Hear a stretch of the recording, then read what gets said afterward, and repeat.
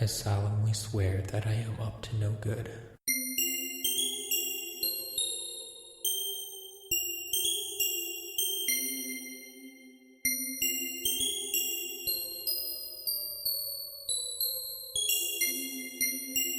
Hey everybody, welcome to episode 45 of Tales from Godric's Hollow, the world's #1 Harry Potter book club in podcast form. I am one of your hosts. I am the muggle of the show. I am Josh Brown. I am joined by the Mad Merman himself, Matt Sonnenberg. Hi, Matt. Hi, Josh. How are you? I'm good.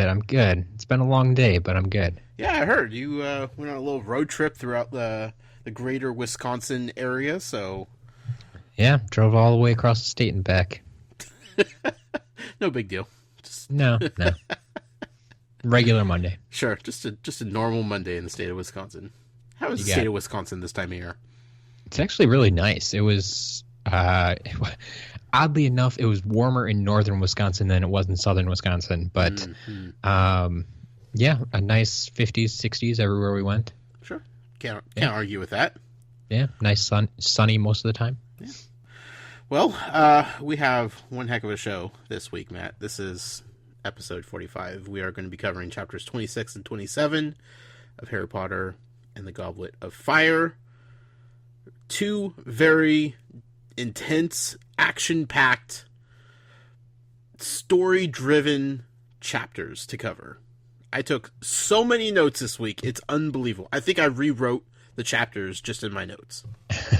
I think you actually might have taken more notes than me this week. Yeah, well, I have a lot of things to talk about, Matt. I have a lot of things I'm excited about. I have a lot of things to gripe about because, it wouldn't be a Tales from Godric's Hollow episode if it wasn't me complaining about something, right?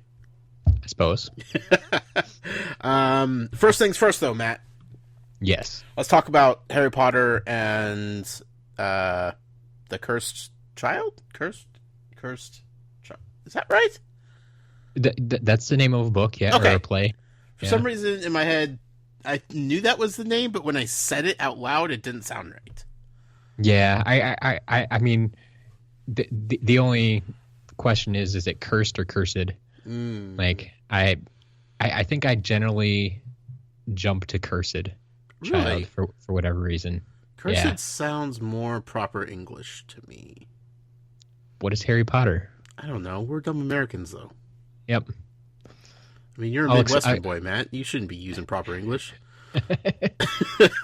You know that better than anybody. Harry Potter and the Cursed Child. What a story that is, huh? Do you know? I know it exists, Matt. And I also know that it's coming to Broadway. It is. That's exciting. It's making its way over here. I mean, it's not exciting for me because clearly I'm years away from even thinking about seeing something like that. Yeah, definitely. A lot of people are excited, though, and I'm happy for them. Yeah. I heard it's give a lot more people a chance to see it. Sure. Is it like a limited time thing, or do you think it's going to be like a permanent fixture at Broadway? I don't know how Broadway musicals work. I know some of them have been there like 40 years. Well, yeah, it depends on their success. A lot of it. So, I mean, with that being said, just with the way Harry Potter goes, like the Harry Potter fandom, how big it is, and the fact that I believe it won a bunch of awards over in England. Right. So I could see it sticking around for a while. Yeah, it'll probably be. I mean, I don't know if it'll be, Cats, like you said, that's been around for 40 years or whatever. But as long as it's still around when I'm able to enjoy it, that's all I really care about. Sure. That's really the only important thing we could possibly say about it, Matt. Is will the Muggle get to see Harry Potter and the Cursed Child live and in person? That is the question. One could only hope, Matt. This whole project will be for naught if I don't get that opportunity. That's what we're working towards? I think so at this point. Like, we're racing against time now, Matt. Like, before, we've just been going at a leisurely pace here to, do a couple chapters a week, and just take it easy, knowing that there's an end in sight. But yeah, it'll be there whenever it's there. But now there's a reason to push towards the finish line. Yeah. No taking weeks off. We're going to jump into like 3 podcasts a week here. I mean, we're going to do whatever it takes, Matt, for me to get there in time. Overdrive. All right. Be forewarned, people. The reading's about to get very intense on this show. Of course, I kid. No, nothing's changing. Don't worry, folks. If I miss it, I'll catch a YouTube performance or something. There you go. I'm sure it'll be there. Matt, tomorrow's a very important day.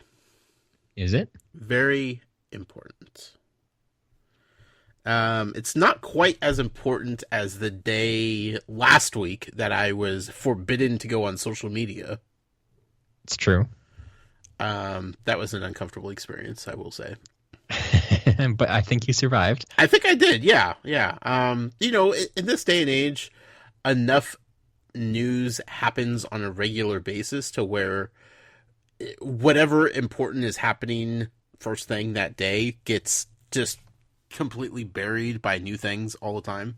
Sure. But you did tell me to stay off social media for reasons I may never understand. Depending on how fast this reading goes or not. But I mean, whatever that special day was, I hope everybody celebrated ? In the ways that you hope to. I have no idea. No idea what the big special Harry Potter day was, but it seemed grand.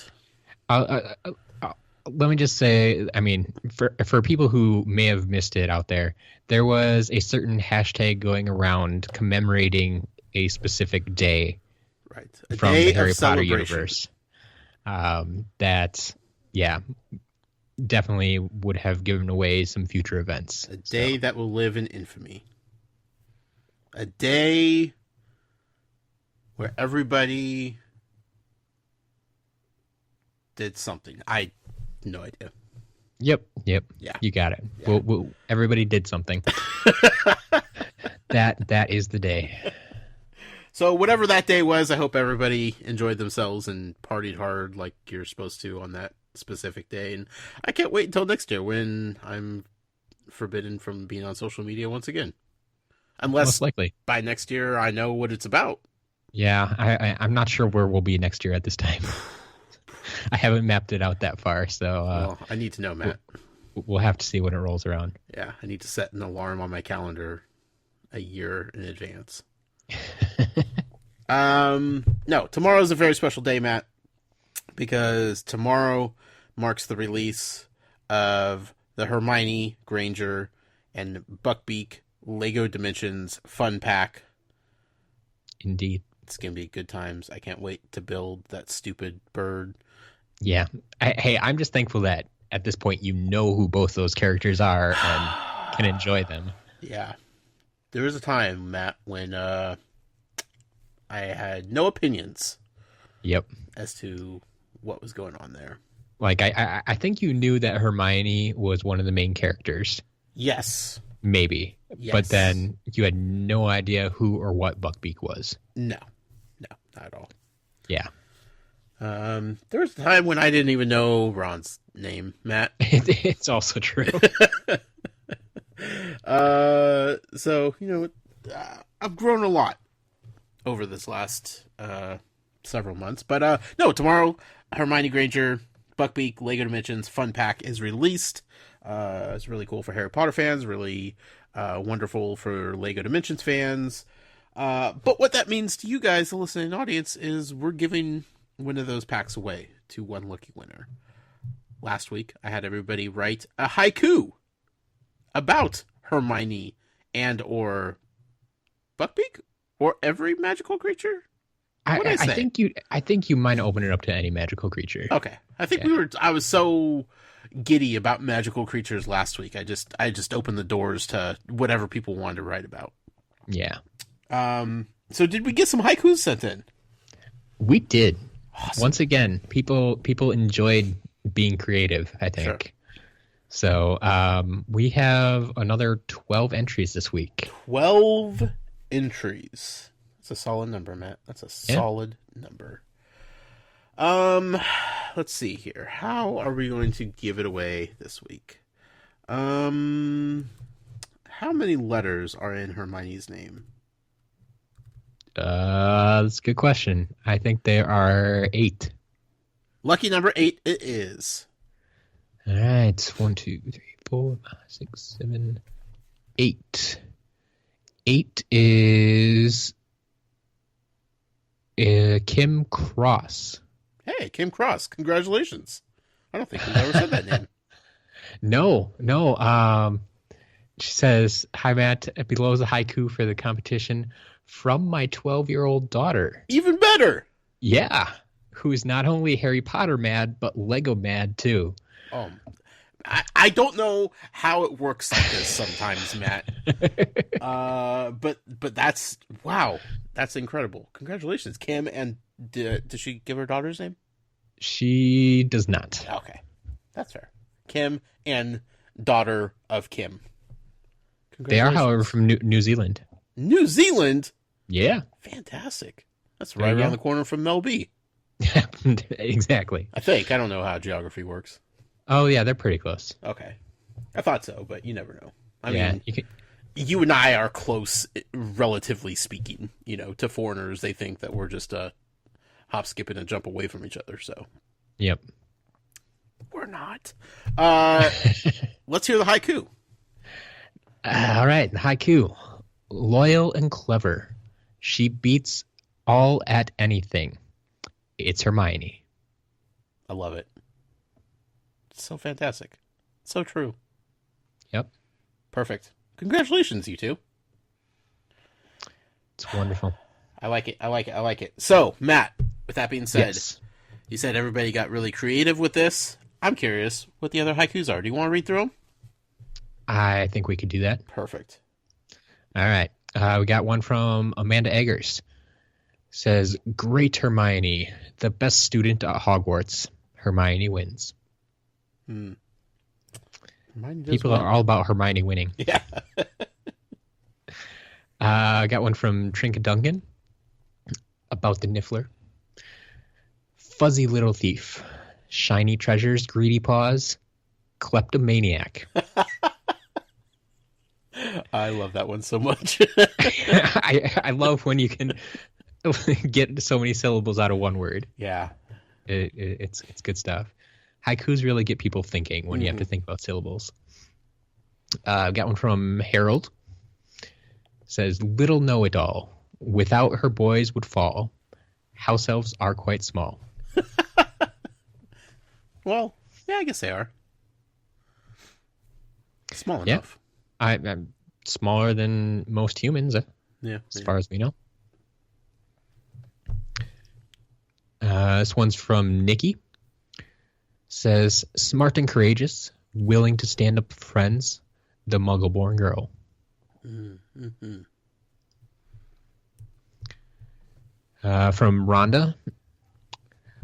Says, this one's about Firenze, one of her favorite magical creatures. Do you remember Firenze? What? Say that again? Firenze? Ferenz? Wait, have you met Firenze? That's a name I am not familiar with, Matt. Is that a character name or a species name? It's a character. Have you not met? No, you must have met him yet. Shoot, when does he show up? Google Ferenz? No, you should not Google him. You know this. No, I'm just trying to help. Yeah, he totally showed up in the first book. It's just been a while. We're going back to the first book? Yeah, he's one of the centaurs. Oh, those guys. Yeah. Okay. Wow, that was a callback. There was Ronan, Bane, and Firenze. Sure. Yeah. All right. So she says, "Humble Firenze halts, and Harry jumps to the ground. Greatest centaur ever." That should have told me right there. I should just read the thing. She's just basically describing the scene in the first book.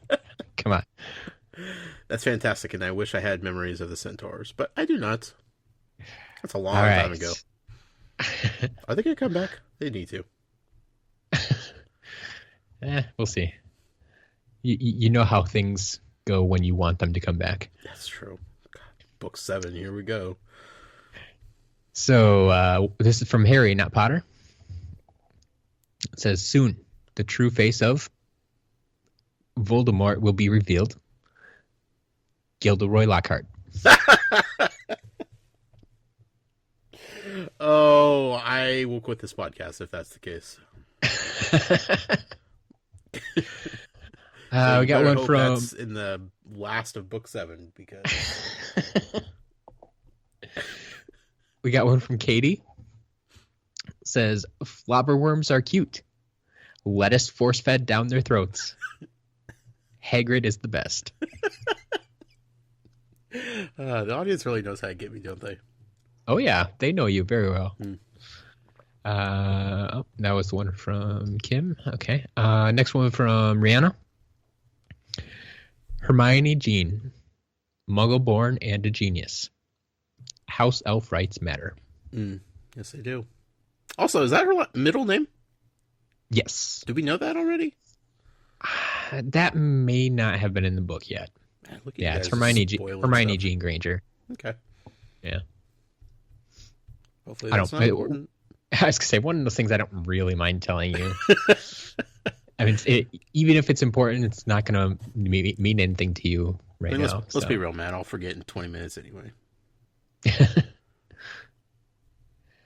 We got one from Vampire Roses. Actually, we have 3. Oh. Kind of a sequence. I like it. A haiku in 3 parts. Buckbeak loves Harry. Buckbeak flies swift as the wind. Buckbeak loves Hagrid. Okay. Hermione the Great. Hermione smartest of age. Use that time turner. Please don't let me win. I do not have dimensions. Please give to another. Fair enough. I like it. The entire email was in haiku. All right. We got one from Chris here. It says, petrified to stone. Granger still figures it out. Screw you, Basilisk. She runs pretty quick to that. And our final submission from Laurel. 3 time turner spins. Hermione works magic. Buckbeak flies again. I like it. Worked in Hermione and Buckbeak. Yeah. I mean, a lot of people can kind of see went to book 3 with the time turner too. Sure. That was kind of the focus of Hermione and Buckbeak. So, except the centaur callback. What? That was the most out of left field thing I've ever heard. Hey, like I said, you opened it up to all creatures. So I appreciate it. Yeah, we got centaurs, we got the Niffler. Yeah. Man, now I'm gonna be thinking about centaurs for the next several months, waiting for them to come back. So, I promised you that I would write one as well. Yes, you did, Matt. So I went towards the Fantastic Beasts realm because I could. You're a man after my heart, Matt. I'm skinny and green. I'll pick locks all day for you. My name is Pickett. Aw. I love Pickett. Me too. Love that guy. Mm-hmm. Nicely done, Matt. Nicely done. Thank you. Yeah. Nicely done, everybody. Yeah, everybody did fantastic. Solid submissions out there. Yeah. I'm glad that we're able to inspire creativity on this podcast, Matt. Yeah, absolutely. I think it gets people excited to participate when they're doing something new and fresh. So, yeah, I'll try to keep it up. Yeah. Stay tuned to the end of the show. We have another giveaway, and spoiler alert: this is going to be for the second dragon, the second champion, if you will. It's true. How are we going to give it away? You'll have to find out. Wait and see approach.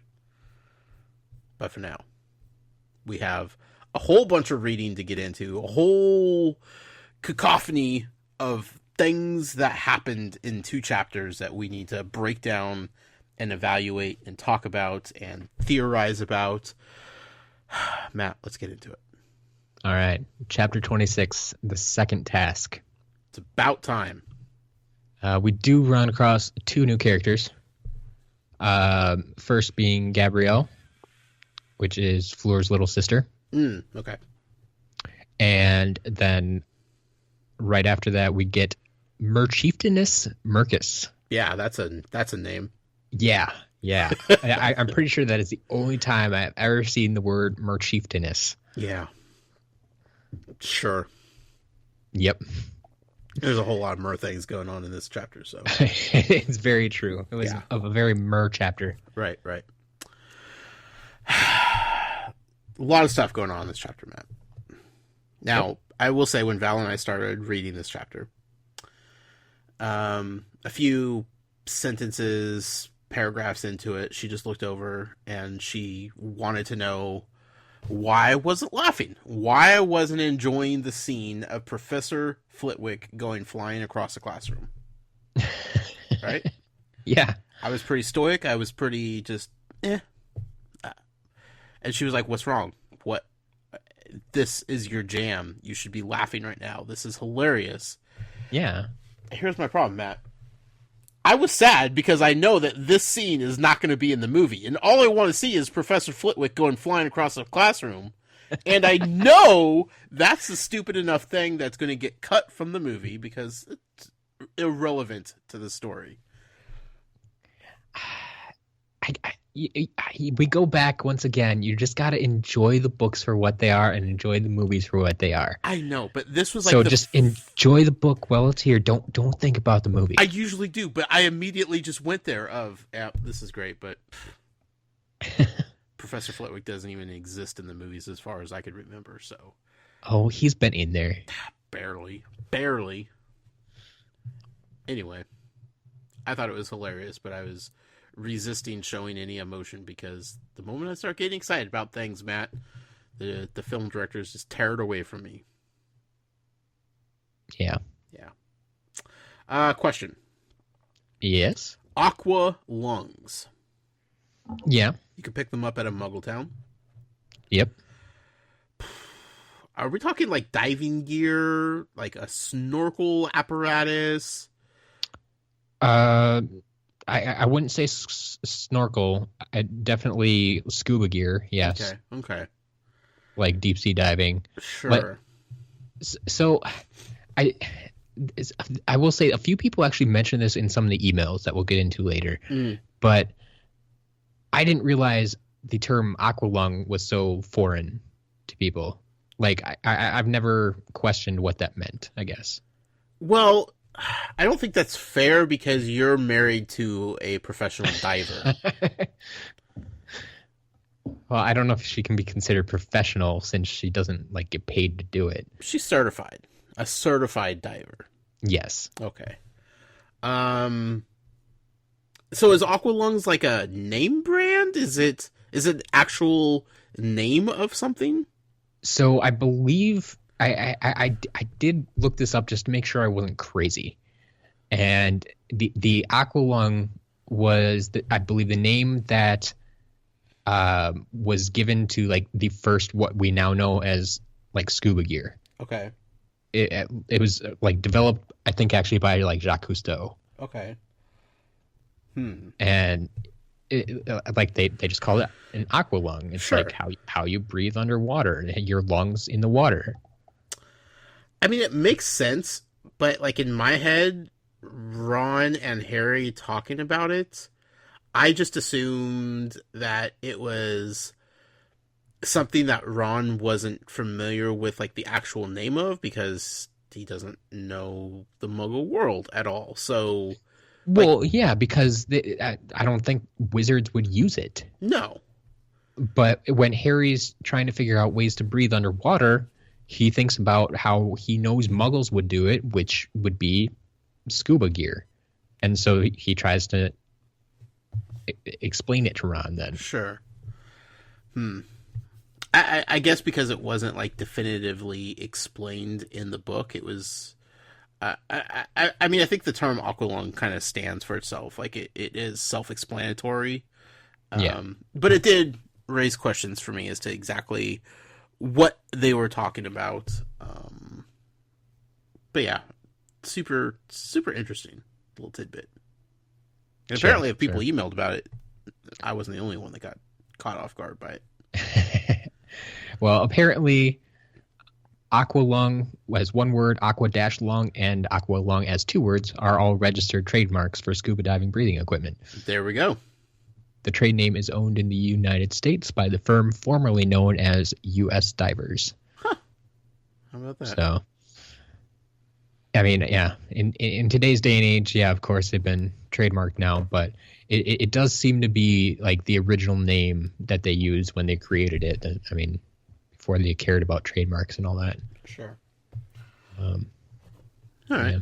Well, interesting. So I don't know for sure, but it might just be maybe that name kind of stuck over in Europe. Yeah. More so than scuba. That could be. Interesting. Yeah. Let's see. What do I want to talk about?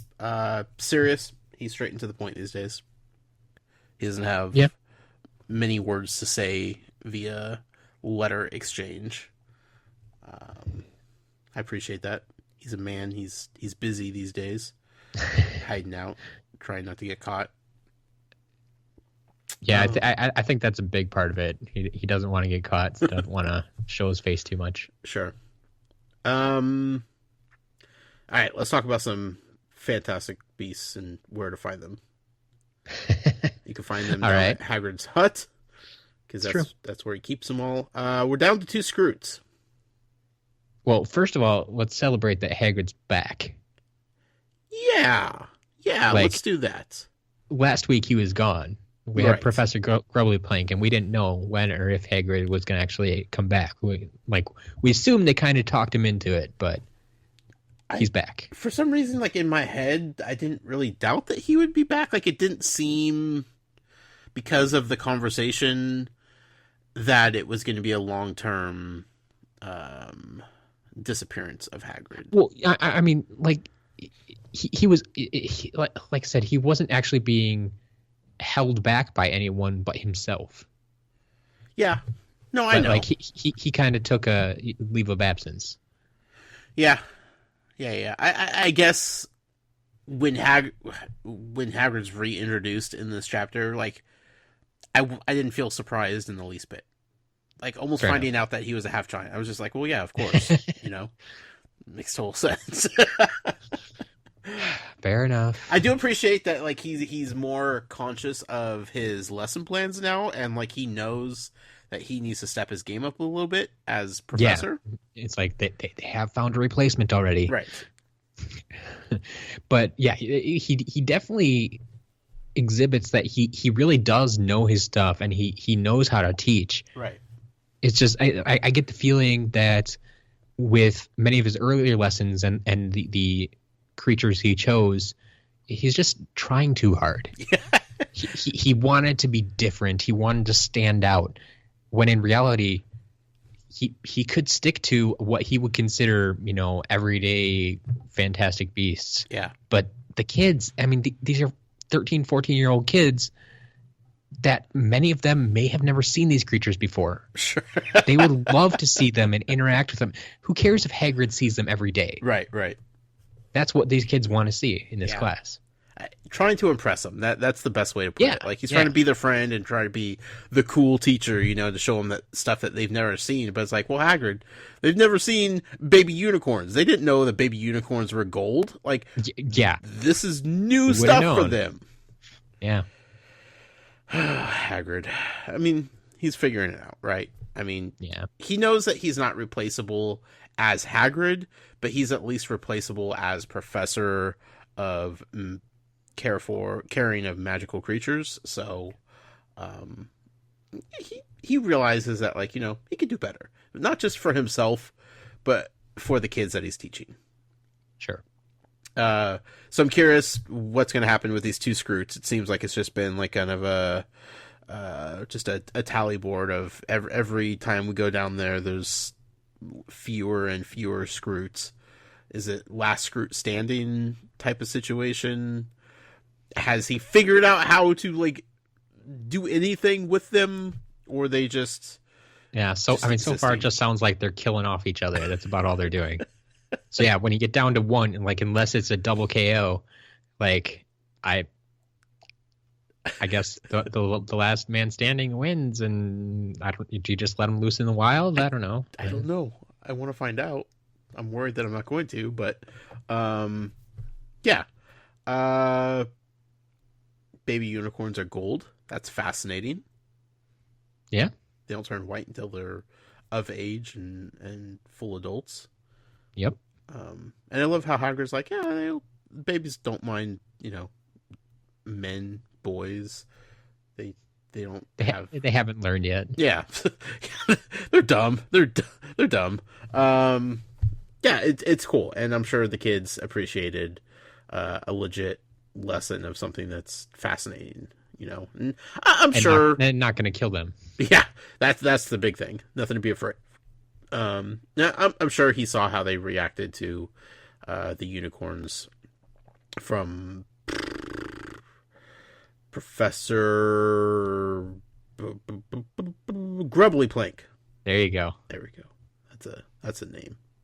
Yeah. Now the only hope is that he doesn't get stuck on unicorns for the next 3 months. Well, I mean, it wouldn't be the worst thing. I'm sure there's plenty to learn about. I mean, yeah, you could teach on it for a couple weeks, I'm sure, but yeah, and I'm sure many of the girls, especially, wouldn't mind petting a unicorn every week, but right, especially the baby ones. Maybe bring back the centaurs. Now's a good time, right? Yeah, I don't know if they'd appreciate that. You don't think they want to be? They don't really like humans too much. I just need a reintroduction to a Met. That's all I'm asking for. Okay. I wonder if Hagrid knows what the second task is. I couldn't quite figure it out by the way he was talking to Harry. Yeah, it's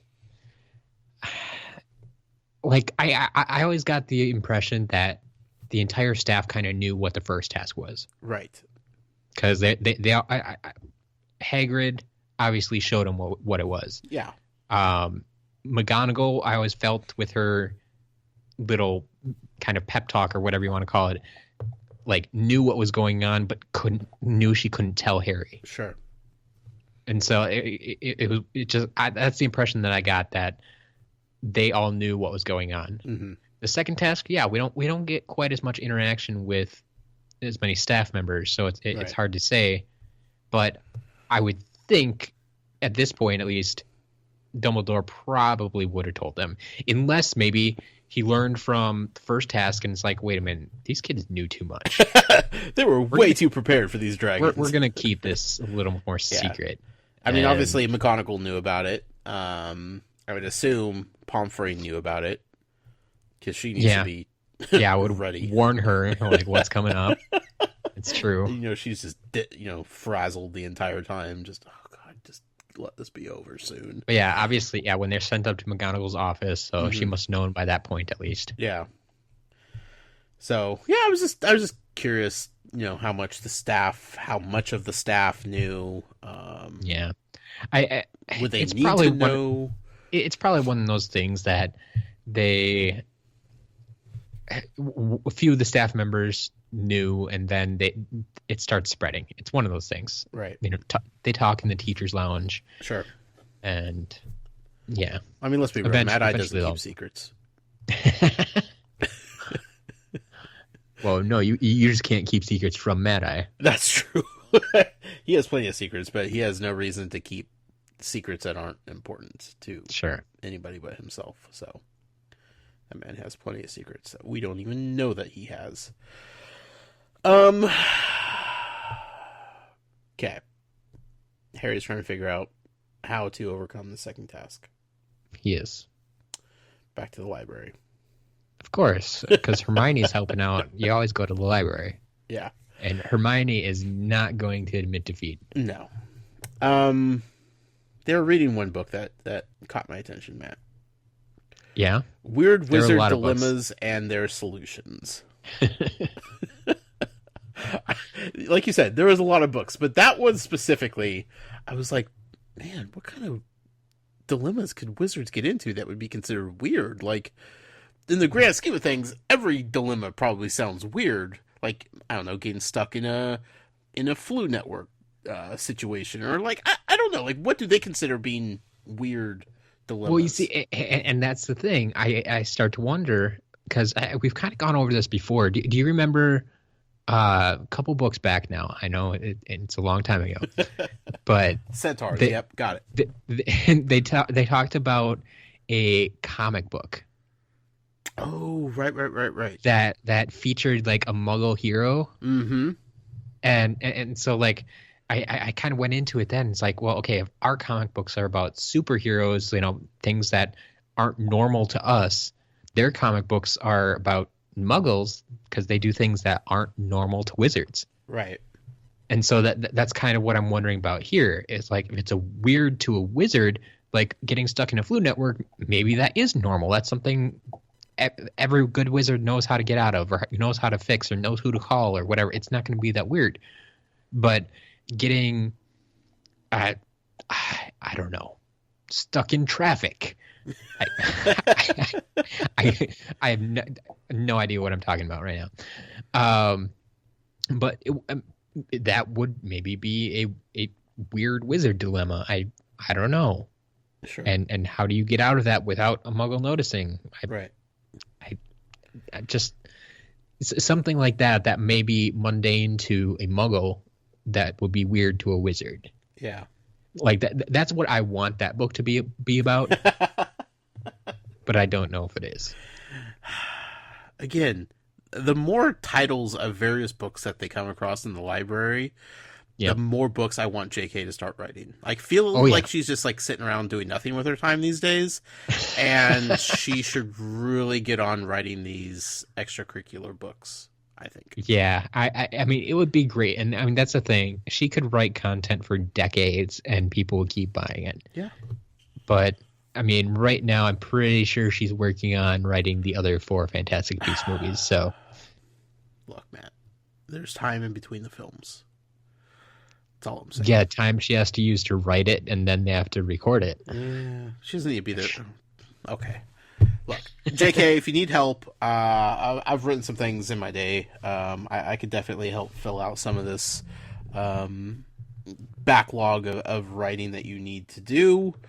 I just need more context for things, and that might be a couple years. So we'll talk. We'll talk in a couple years, JK. I like it. Okay. So they don't come up with anything in the library. Shocking. Not so much. No. Crookshanks was mentioned quite a bit here. Yeah. Caught my attention. Yeah. It's been a while since Crookshanks was relevant to anything. And I don't know if this was just planting the seeds to remind us that the cat is still kind of shifty and may not be who we think it is. But I don't know. It was just like a weird, like, why are we talking about Crookshanks and being in his lap? And like, this is totally irrelevant to the story right now. Just, it's those weird little things that she throws in there. I think part of it. Go ahead. Oh, I was gonna say it feels like it's just world building and filling out the story, but I don't know. I still don't trust Crookshanks. Is what I'm saying. Well, I guess think about it this way: what would Crookshanks normally be doing right now? Chasing rats, or probably hanging out with Hermione. Yeah. But where's Hermione? I don't remember. Where is Hermione? She was just taken up to McGonagall's office. Oh, right. Okay. So It's Harry without Ron or Hermione in the common room, I believe now, because he brought up a stack of books back to the common room because he was going to meet Ron and Hermione there afterwards, so they could keep going through books. but they never showed up. Mm. And Crookshanks came and sat on his lap, I believe. Yeah. I don't know, Matt. It just, like I said, I don't fully trust Crookshanks still. I don't feel like that story's done yet. I know it's ridiculous, and I went through a whole book last time thinking Crookshanks was somebody else. I'm still not convinced. You've been right about Stranger Things. I'm playing the long game on this one. Like, I just feel like we're going to get very far into the story where there's like a big Crookshanks reveal, and oh, what a celebration it will be, Matt. All right. For now, I just have to point out every time Crookshanks is mentioned to a further extent than just a, hey, Crookshanks, walk by type of thing. Here's a question. I love questions. Why has nobody created a Google for wizards? They don't use computers? But a not necessarily via the computer. In some other magical way. I just feel like there's easier ways of looking up information than spending 86 hours in a library looking page through books, you know? Yeah, I understand what you're getting at.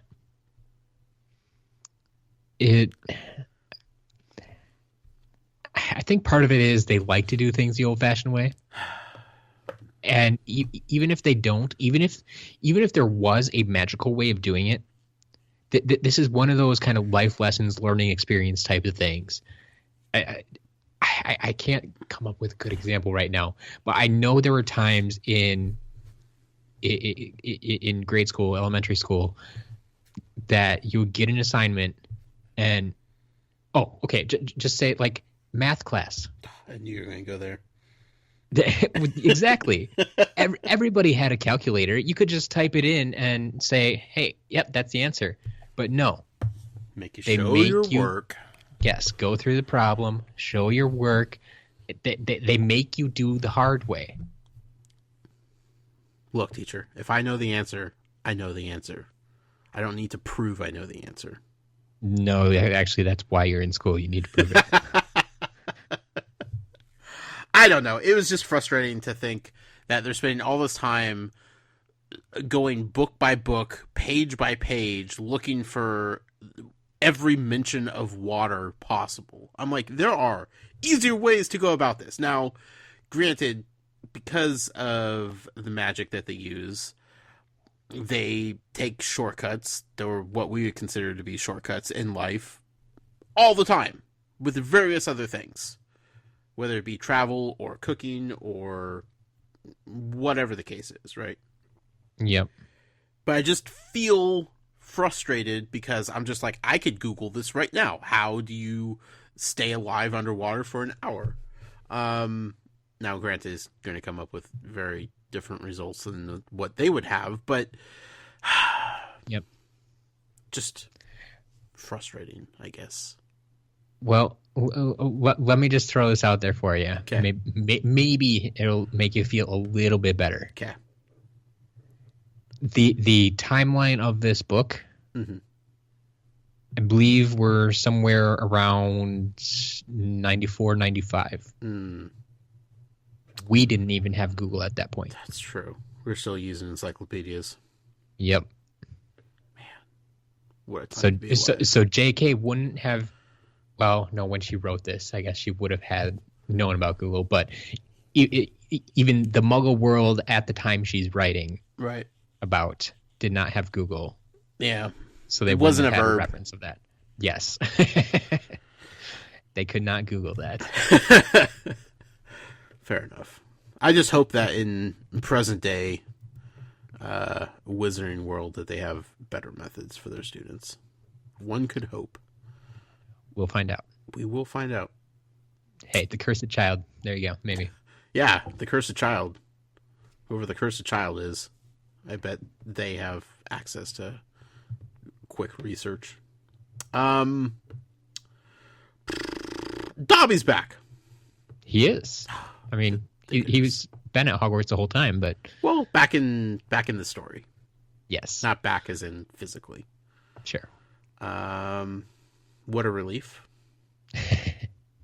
Just in the nick of time. Yeah, very much so. But my question is, how does he know so much? Dobby? Yeah. Because he's always around. He, like you said, and like he even says, like he goes around and lights fires and, cleans up after people, and he's just ears to the ground type of guy, He's a sponge of information. Yeah. He hears things, he absorbs things. Still don't trust him. Really? Yeah. Man, I don't know why you wouldn't trust Dobby. He's nothing but good here. He's caused so much trouble in the past. Has he? Yeah. I don't feel like that's true.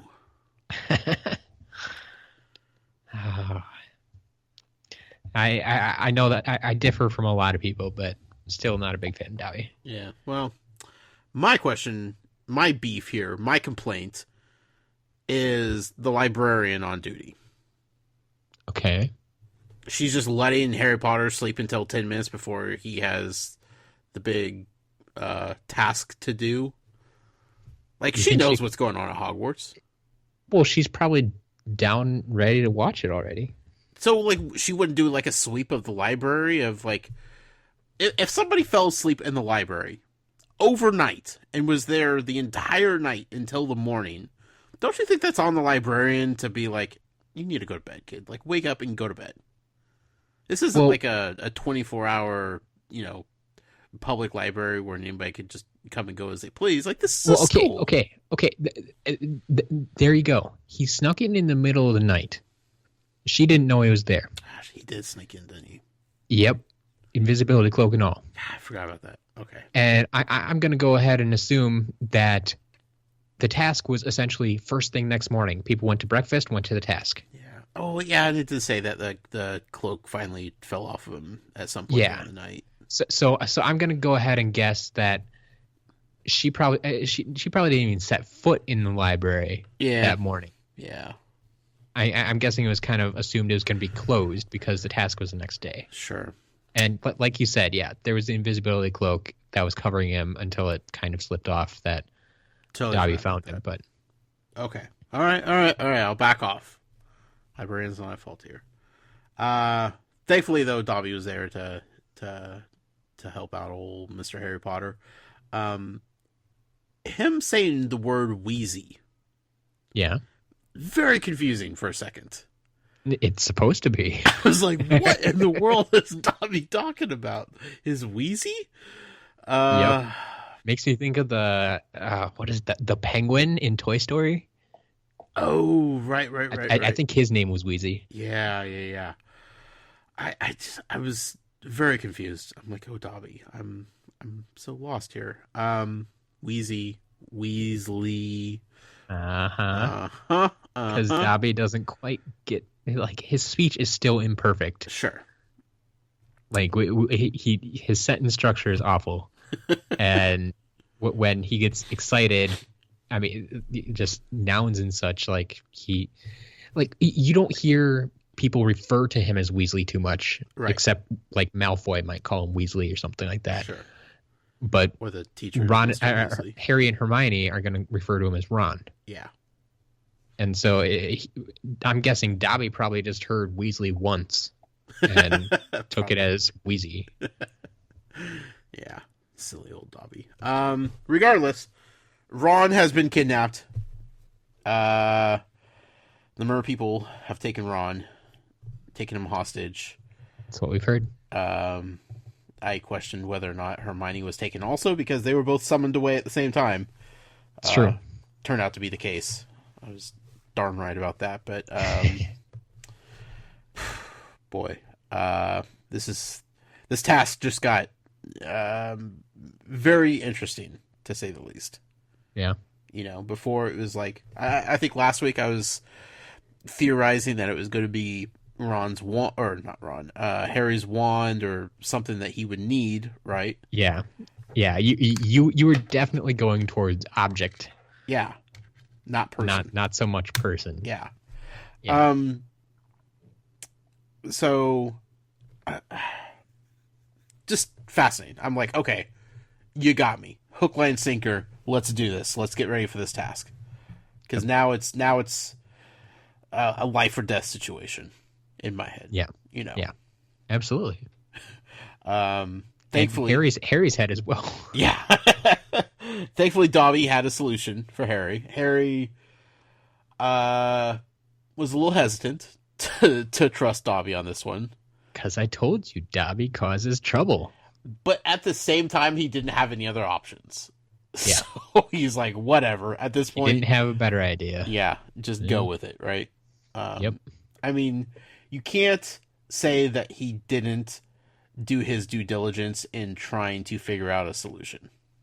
Yeah. Now, he wasn't great at thinking outside the box, but it's not like he just went in blindly and cocky thinking, I'll figure something out when I get there. Like, he put in work for days and days and days trying to figure out how to survive underwater. Yeah. And I applaud him for that, you know?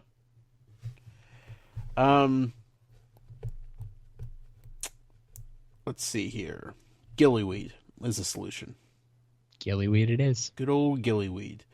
Gillyweed gives you gills. Yes. And webbed hands. And feet. And flippers. Turns you into a mer person, essentially. Kind of, yeah. I mean, I think the mer people still have, at least in my head, they do the whole mermaid tail type of thing. Yeah, this is like a temporary mer person. Sure. Like bootleg mer person. You know, you could pass for one for a little bit, but everybody knows that you're not authentic. Sure. So this is going to get good. This is exciting. You know, Harry he walks in slowly, chewing this gillyweed.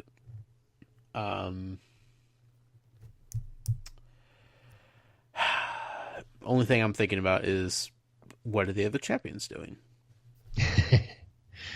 Yeah, it's one of those, we get this from Harry's perspective again, and he doesn't actually see them. Like, I believe they get in the water before him because they all have a plan. Right. Yeah. They know immediately what they're going to do. Mm-hmm. And he's so focused on like just not dying. Like, he's going in thinking, this isn't going to work, and I'm just going to drown, and that's going to suck. You know, like, he's not worried about looking at anybody else and seeing what they're doing, because I really wish he would have looked at what everybody else is doing, because I wanted to see Victor Crumb, Shark Boy, that transfiguration happen. Sure. Or attempt to happen. Yeah. At least get Harry's description of it. Sure. Right. Because I'm sure that was a frightening thing to see. But I like, by the time we get to the end of this, I kind of get the impression that they may not have even done these things above water. Yeah, that's what I was questioning. Like, could they do a charm under the water? Wait, can they what? Can they do the charm underwater? Well, I mean, we see Harry using magic underwater. That's true, but would you have to say something, though? Could you say something underwater? Well, he did. Well, I mean, he definitely tried. I mean, he was having, like he said, he couldn't actually like hear his voice, but sure. he definitely tried to yell things. Yeah, and they happened. Right, I guess so. Yeah, they did happen. So I think it'll still work. But my point being is that when we get to the end of this whole thing, Dumbledore kind of has to get the report from the mer people. Mm. It's like I've been informed. Like, this is what happened. This is what they did. Yeah. Like, I mean, I will say I think the shark transfiguration probably could have been done underwater. The bubblehead, I think, should be done above water. Right. I don't know. Maybe it could be, but otherwise, I think it traps water in your bubble. Yeah, I would think so too. Yeah. See, I saw the report as being like not of what magic they used, but what happened under the water as far as like what they encountered, why they were so slow, how were they able to free their hostage, Yeah. et cetera, et cetera. Not necessarily what charms or magic did they use. It's very possible. Yeah. I don't know. I just want to see Victor Crumb turn into half shark. The whole time that scene's playing out. Have you seen Moana? Yes, I have. Okay. So that's all I was thinking about was when what's his name turns into half shark with the shark head. Maui? Yeah. And he's standing on the island and he's just like talking and he doesn't realize that his head's a shark. That's all I was thinking about when this was going on. I was like, that's probably what it looks like. That's yeah. Except a little more awkward and because Victor's an awkward kind of dude. Like he's not graceful at anything except flying. Yeah. So anyway, Grindylows. Yes. We've met Grindylows before. We have. I was wondering if you'd remember this. Yes, and I want to say Lupin had him? There you go. Okay. Our first decent defense against dark arts teacher. Right. He had a Grindylow in his office. In a jar, right? Or a tank? Yeah, I think it was in a tank. Okay. Yeah, I think they're like they're fairly small, but I think they're too big for a standard jar in my head at least. Yeah. Yeah, I think. Yeah, he definitely had one trapped in his office somehow. Right. In water. We didn't talk about it much, but I remember him. Not really. It was mentioned though, like every time he went into his office. Yeah. Like I think the first time Harry went into his office, like they mentioned it, and then I think at the end of the book when he was leaving and he met him in his office, like it was there again. Yeah. Like she kept mentioning it, and like he didn't really do anything. Right. I think there was mention of it being like a water-based creature, though. Like a... Yeah, we kind of got a description of what it was. Yeah. Like a horned water demon or something like that. Yeah, that sounds right. Did we see it in the movie? I don't think so. I don't think we saw that. Unless it was in the background or something. Right. Okay. So it definitely sounded familiar, but I knew that we haven't, like, dealt with them in any sort of way. Sure. So I was excited. They're aggressive. They're well, like I said, like water demon. Like yeah, they're angry and out to get you. Yeah. But you know, like all little pesky creatures, like once you just assert your authority over them, yep. they kind of realize that you're you know the alpha male in the situation, and they just back down and leave. But yeah, it's like one good swift kick to the head, and there you go. All right, we're gone. We're out of here. We get it. I was more concerned about the mer people than I was those things. yeah, definitely. They seem to mean business down there. Fascinating that they have like an entire village. Exactly. Like, who would have thought that there was so much going on under this lake? Like, all we ever hear about is, oh, there's a giant squid down there.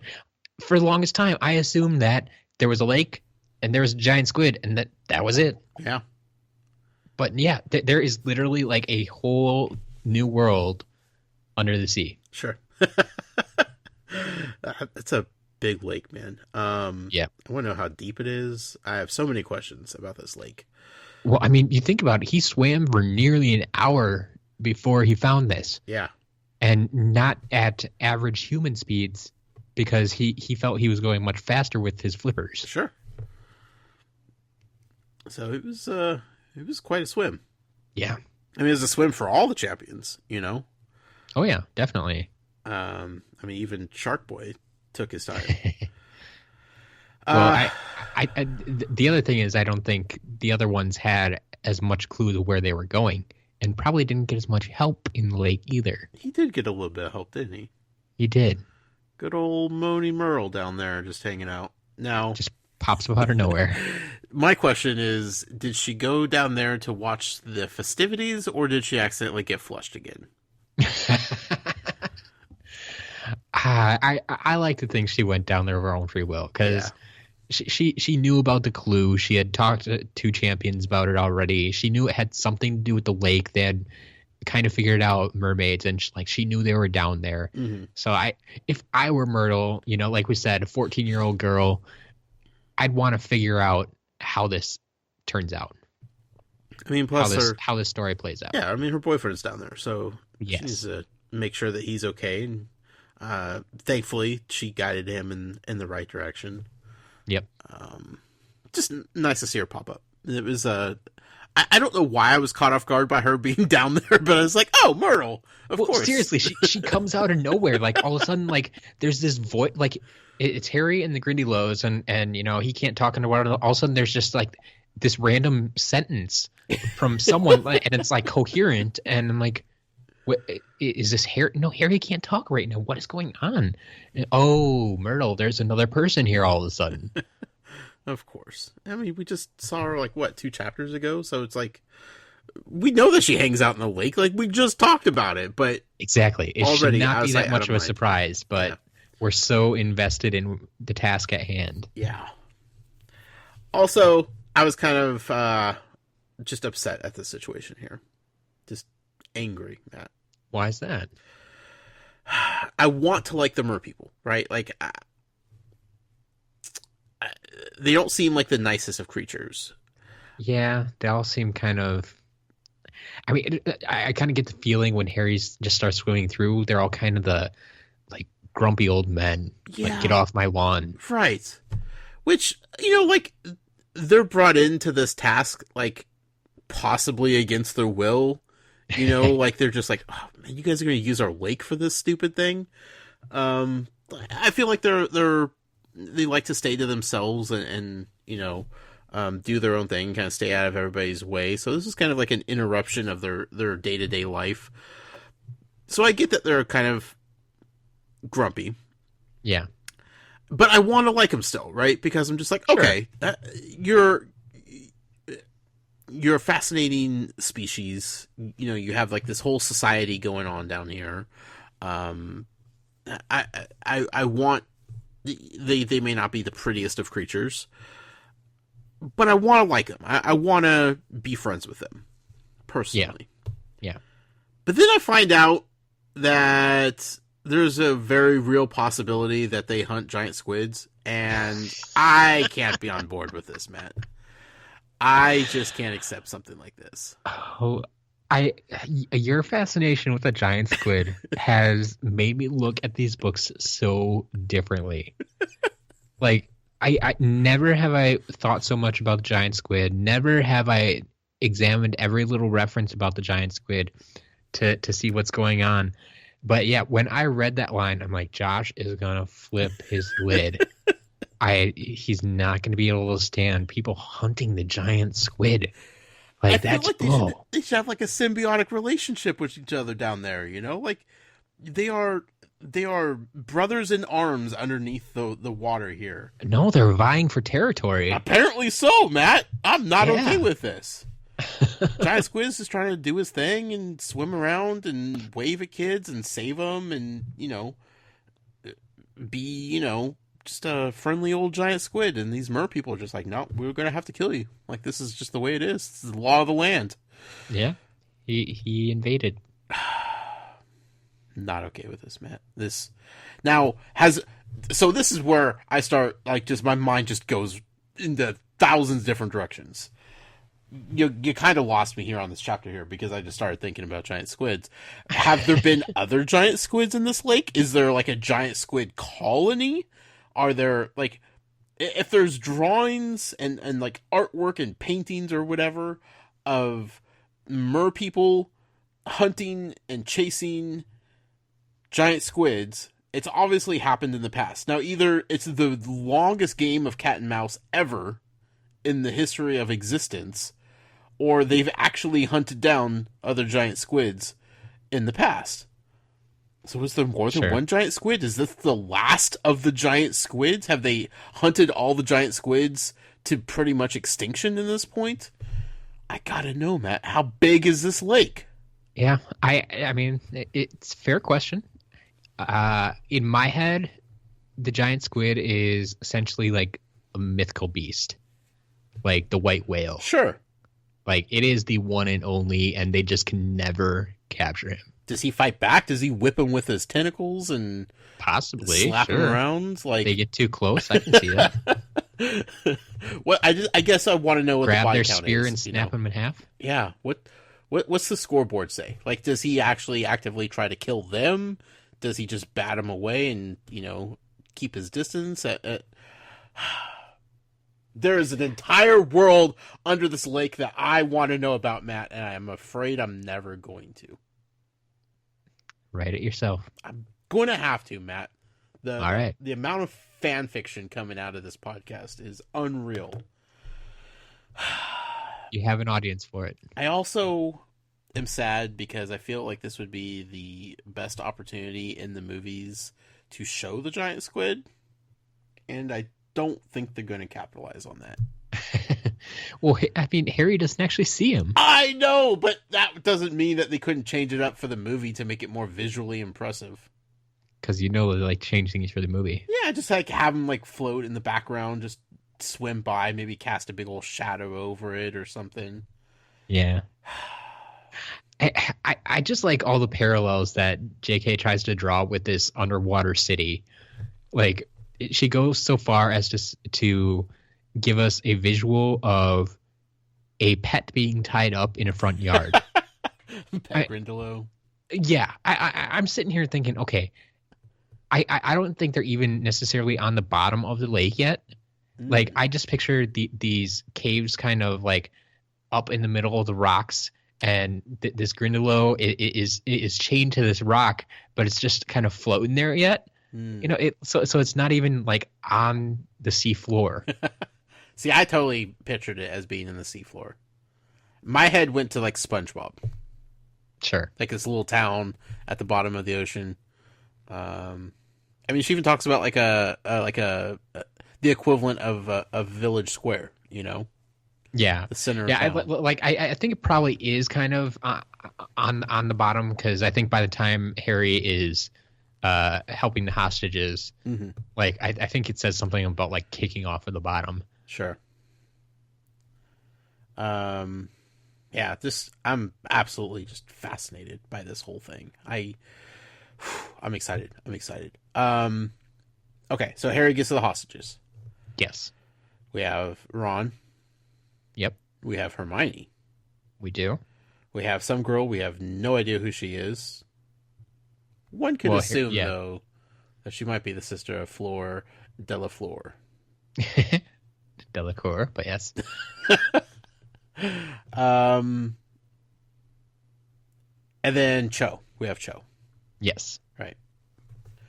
In my head, okay, this is where I went with this reveal, right, of there being 4.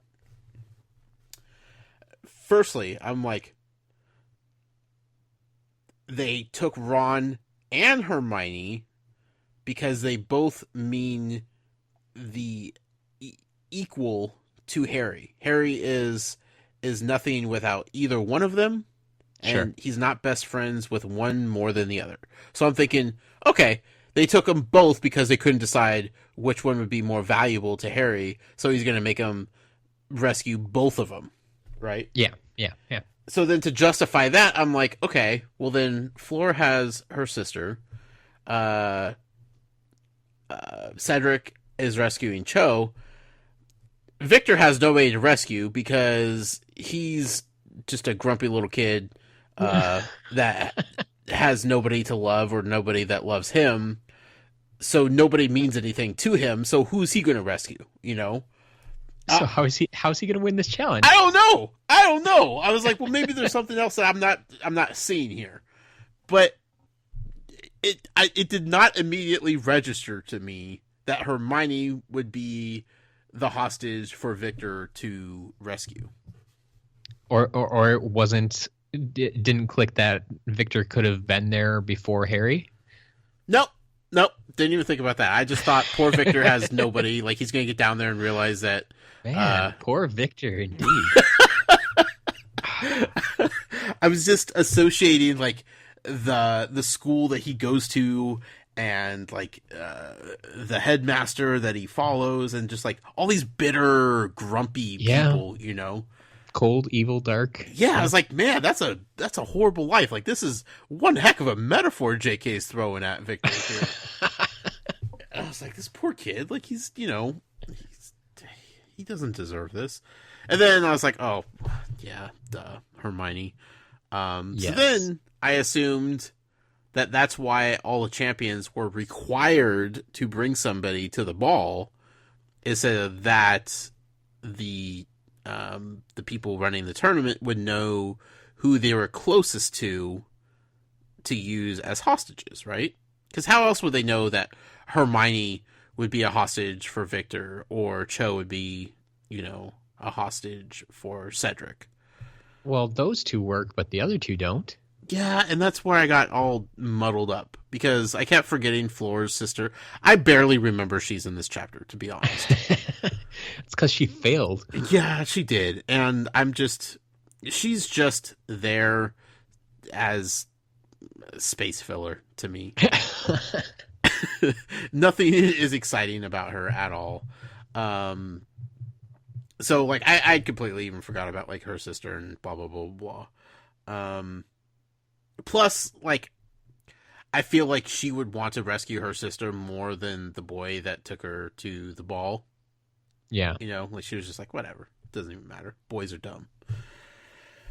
So then I was like, well, I mean, you can't use the girl that Harry brought to the ball, because, I mean, that was just because he had to bring somebody, not because he wanted to. And everybody knows of Ron and Harry's bromance here, so sure, it made sense. But I was doing all kinds of mental gymnastics with this whole hostage thing, Matt. Oh yeah, I understand. My first time through, I think when they gave me that lineup, like, I was also trying to figure it out, because with the exception of Gabrielle, the other three all have definite connections to Harry. Yeah. So like he could have been there for all of them. Right. So then I start thinking. I'm thinking ahead of the book now, right? Okay. I'm planning out what's going to happen before it actually happens in the book. So I'm thinking, are the hostages going to die if they're not saved? And then I'm thinking, Harry can't just save Ron. That's I'm not okay with him just saving Ron and then leaving Hermione and Cho there. Like, Gabrielle, whatever, means nothing. I mean, Harry would never let somebody die. But, I'm like, that's the least of his worries right now. But he can't let Hermione die. He's not going to let Cho die. So I'm starting to panic here. Like, he needs to save all of them collectively. Josh. Yeah. You're thinking like a dumb 14-year-old boy. No, I was thinking like a Gryffindor. Said the Hufflepuff. Right. Yeah, that bothered me. I was... goodness gracious. Okay, so... Then I started panicking because Cedric comes, saves Cho, takes off. He doesn't even pay any attention to Harry being there. Yeah, just in and out. I mean, Cedric knows what he's doing. Yep. So then I start panicking, Matt, because I'm just like, okay, well, Harry's going to lose now because he's trying to decide what to do. Yep. And he's being a dumb 14-year-old boy. He's also trying to be kind of a hero right now, but he's also being a really good friend. He's being Harry Potter, right? Yes. He makes dumb decisions, but all of his dumb decisions are always made from the heart. So you can't fault him for it, but you could be mad at him while he's making the decisions. So I'm just thinking, okay, crap. He's going to lose. Like, Cedric's already just, dominating the dojo here. Harry still has to make a decision. Cho's rescued. He feels better, but now Hermione still needs to be rescued. Yeah. I like, in my head, when I see this, when Cedric comes in and grabs it and leaves, like, that's should be the cue to Harry. It's like, go. Yeah. You saw what he just did. Follow suit. Right. Like like you said, the other ones will be right behind him. Just believe and go. But then there's the chance that they're going to die, Matt. Right. Like, he cannot have that on his conscience of, I saved Ron, I tried to win, I was greedy, I was so greedy to win this thing that I let one of my best friends drown underwater for the sake of me winning this thing. That's a heavy burden to place on a dumb 14-year-old boy. Yeah. Thankfully, Shark Boy Victor Crumb swims in. Like a wrecking ball, he comes in. No grace at all. Not at all. He's just chomping, just wildly chomping at anything that he can get his teeth around. Rescues Hermione. Barely. I mean, he almost ate her. Yep. And who knows what else he almost... I mean, I'm curious how many Grindylows he ate on his way down. Because if those little suckers tried to get in his way, he wasn't just going to, go around them. Yeah, one bite and they're gone. Yeah, he's chomping them. So what's the Grindylow body count on his hands, Yeah. But at this point, okay, all we have left is Gabrielle. Yep. Means nothing to Harry. She totally irrelevant to anything. But he's still Harry Potter, and at this point, she's the only one down there. And why he doesn't really care about her, he can't just leave. Yep. So he saves Gabrielle and Ron, struggling the entire way. His gillyweed wore off just at the end. Somehow managed. Which, could you even imagine, like, the panic that would just set in all of a sudden? Mm-hmm. Like, you're just underwater, you're breathing just fine, and then you take a gulp and you're like, whoop, those gills are gone. Especially when, you're not at the top yet. Harry claims to be not that good of a swimmer in the first place. And, all of a sudden, you're just left in the water with these two dead weights on either side. You can see the light. The light is there, Scary stuff. Anyway, he saves him. Now it's time to sort out this whole thing. Cedric beat him to the top. Victor beat him to the top. We have no idea where Flora is at this point. Why she didn't save Gabrielle. It's a whole mess. It's cold. I mean, this is what, February? That water is freezing, Matt. Absolutely. That's why Victor Crumb is out there diving off the ship. It's true.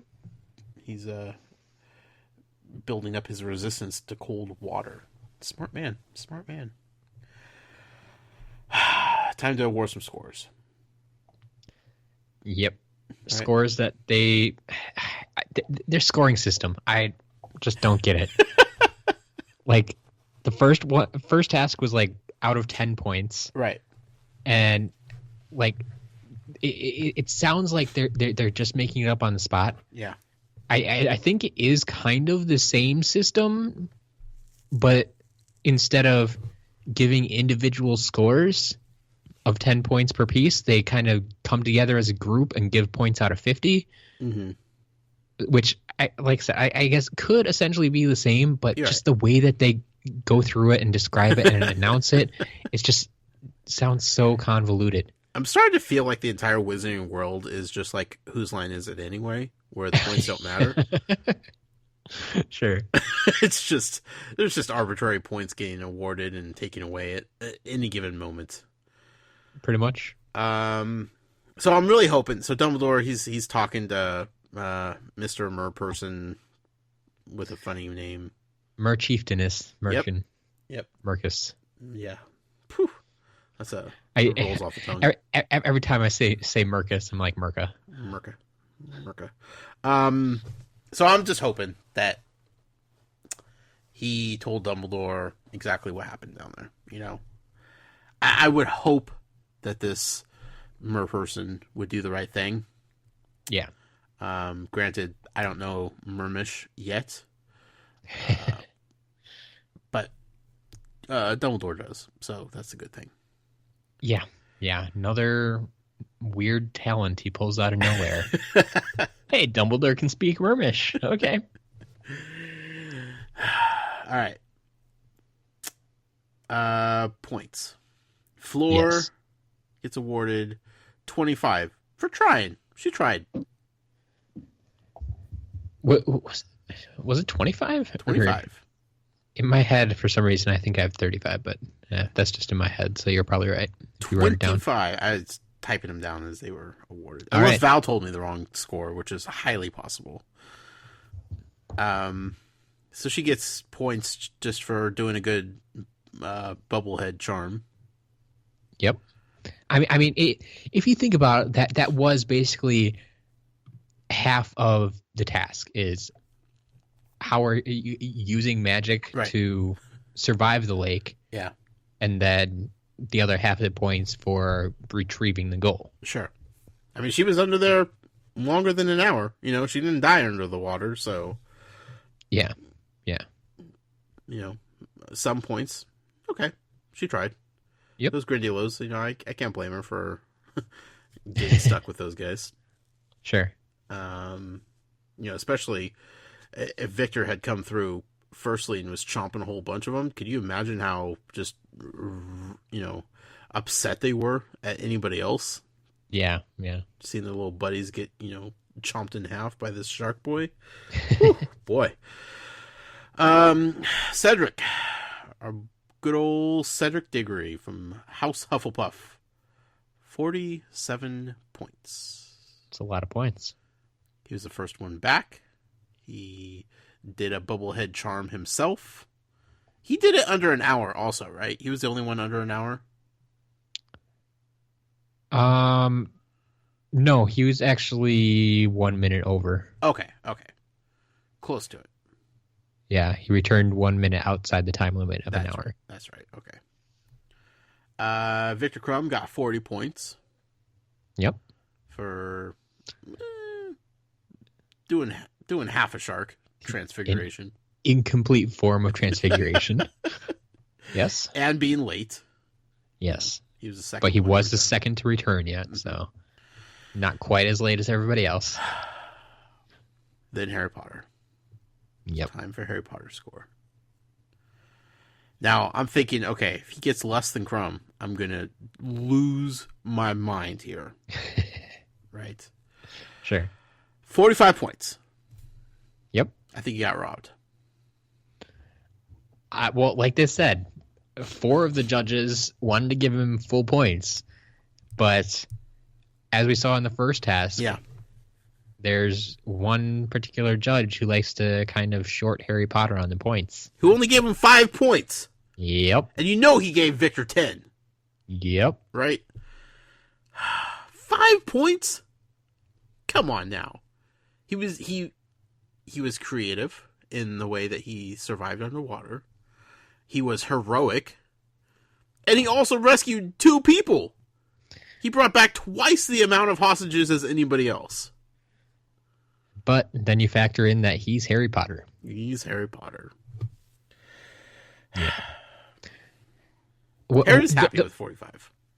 Yes. He's still tied for first place. Yeah.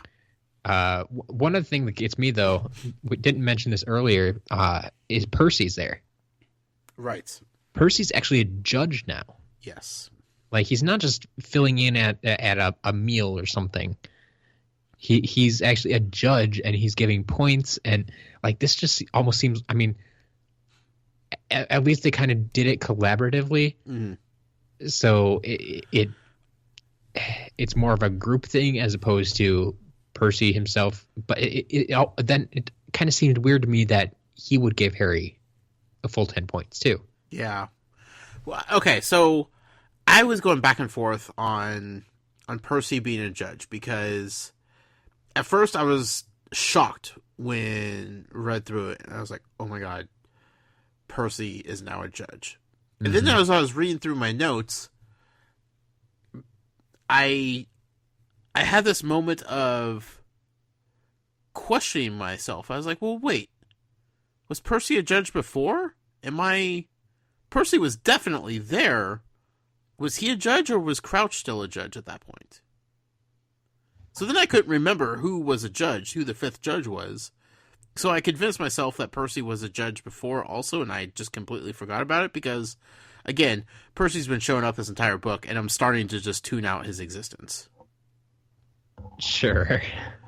So he definitely was not a judge before. I don't think so. I'm going to look it up quickly. Okay. But I'm pretty sure, like, because they kind of, I felt that in this chapter they kind of made a big deal that he was actually going to be a judge. That's what I thought too, but then I started trying to remember when Crouch was no longer around, and because he was the fifth judge, right? Well, I mean, Karkaroff always came last, but I mean, of the three yeah.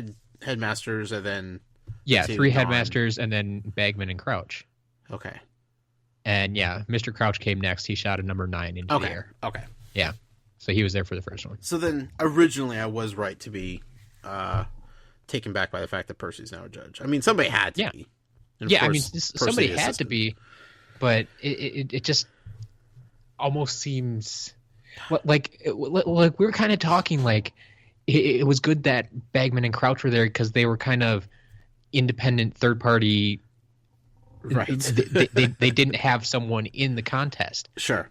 And then we get Percy, who is a graduate of Hogwarts. Yeah. He is closely related to many of the students at Hogwarts. Right. And he very well knows Harry Potter. Yeah, his little brother is best friends with one of the champions. Mm-hmm. Exactly.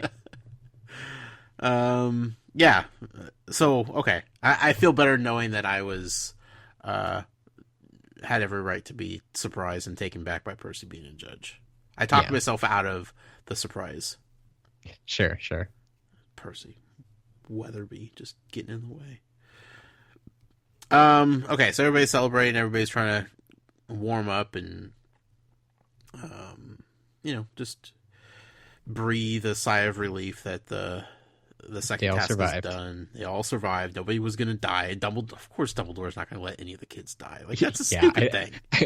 I love Ron's reaction when he gets to the top and he wakes up and just sitting there like floating on the water, spouting water up in the air. It's like, what are you so worried about? And like when he hears what Harry did, he like he just wants to like slap him upside the head. Yeah. Like, what'd you do that for? He wasted time because he thought we were all going to die. Yeah. Harry, just sometimes you're just too heroic, Harry Potter. Trust Dumbledore. I want to, Matt, but sometimes I don't. And then we find out the most aggravating thing you could possibly learn. Yeah. 4 months until the next task, Matt. 4 months. End of the school year. Oh, could they possibly drag this out anymore? They could, I suppose. I'm dying. I would rather have Quidditch right now than just sit here and wait for more tasks at this point. We could have a lot of Quidditch in 4 months. Oh, we could have so much Quidditch. I just can't, Matt. 4 months. Don't worry. We'll have enough to keep you busy. I'm sure there's so many loose ends at this point that all kinds of things are going to happen in between now and then. But, man, talk about milking a situation here. Sure. Also, can we give a round of applause for Dobby being the recipient of a year's worth of socks? Oh, that little house elf is going to be just giddy. Just so giddy. He's going to be very happy. Oh, he's going to lose his mind. I need the scene to actually happen in the book because I need to see Dobby's reaction to like a giant duffel bag filled with socks. Sure. And I hope they're all mismatching too. Like I hope like none of them are paired up. You know? Yeah, Harry's learned by now. You would think. So then it's like, is he giving them 365 socks? Or 710, 20, no, 30? 730? Is that the math? Yes, that's the math. Okay. Anyway, it's going to be a lot of socks coming Dobby's way. It will be. Yeah. If he gets them, that is. And that's the chapter, Matt. That was. Whew. That's a very lengthy chapter. A lot of action for you. A lot of action. But then we moved right into chapter 27. Yeah. Padfoot returns. Okay, before we start the chapter. Right? Okay. Just based on the Padfoot alone. Yeah. I had this moment of trying to remember who Padfoot was. Okay. Wormtail. I knew Wormtail. Okay. I knew Prongs. Yep. Padfoot, I was going back and forth on whether or not it was Sirius or Lupin. Well, what's the fourth name? I had to go back to my notes and look it up, Matt. Like, that's how far back I had to go. You don't have that phrase in your head yet? You would think so, right? And Mooney, Wormtail, Padfoot, and Prongs. I know. I tried it, and I was like, I can't remember the first name. Like, I can't even start this thing because I'm stuck at the first name.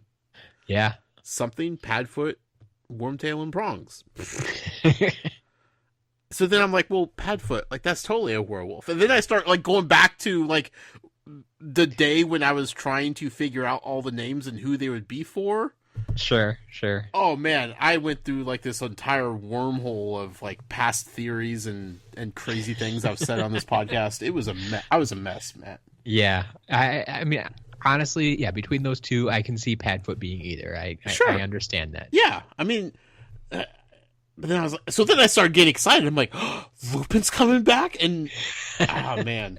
I mean, granted, okay, we know Sirius is going to come back at some point. Like, we already know that Harry's going to be meeting up with him. So, like, I should have known. Yeah, he's been talking with him the whole book. But I got myself all psyched up about Lupin coming back, and, That would have been just as exciting, yes. Yeah. But now it's just Sirius. Sirius the dog. Yep. So, speaking of Sirius the dog, we did have a couple new characters, or at least a couple new names. Mm-hmm. We'll get that one out of the way. Snuffles, so good. But then we did have a couple other mentions of all of them just last names, which I'm sure we'll discuss a little bit. But Razier, Wilkes, the Lestranges, and Avery. Interesting. I wrote one of those names down. I'm sure you did. Oh. Very sure you did. We'll get there in a second. Yes. Ron taking the spotlight. You know what? Let him have it. Harry is very okay with that. He's like, glad to see it. Oh, please, just take it, Ron. I'm so done with all of this. Yeah. And Ron's telling, like, fisherman tales of, like... Exactly, yes. Fish tales. Fish gets bigger every time. He was kidnapped and taken... Ron. I just love that kid. A magazine popped up. Yep. Name of the magazine? It's called Witch Weekly. Which, oddly enough, we just mentioned last week. Mel B's podcast. You got it. I sat there when Val read it to me, and I said, wait, Witch Weekly? And she just looked at me and she goes, sound familiar? I said, yes, and I don't remember where it's from. She was like, you talked about it last week? I'm like, no, I don't. I'm pretty sure we did not talk about a magazine last week. I like it. There you go. I like having context for things now. Yes, it definitely helps. Yeah. So if you could just tell me Godric's Hollow and what that's about, then, we'll have this whole thing buttoned up here, Matt. Sure. Rita Skeeter. She's back. In some form. I don't feel like she ever left, Matt. she's going after Hermione as promised. She's definitely trying. She's, again, messing with the wrong girl.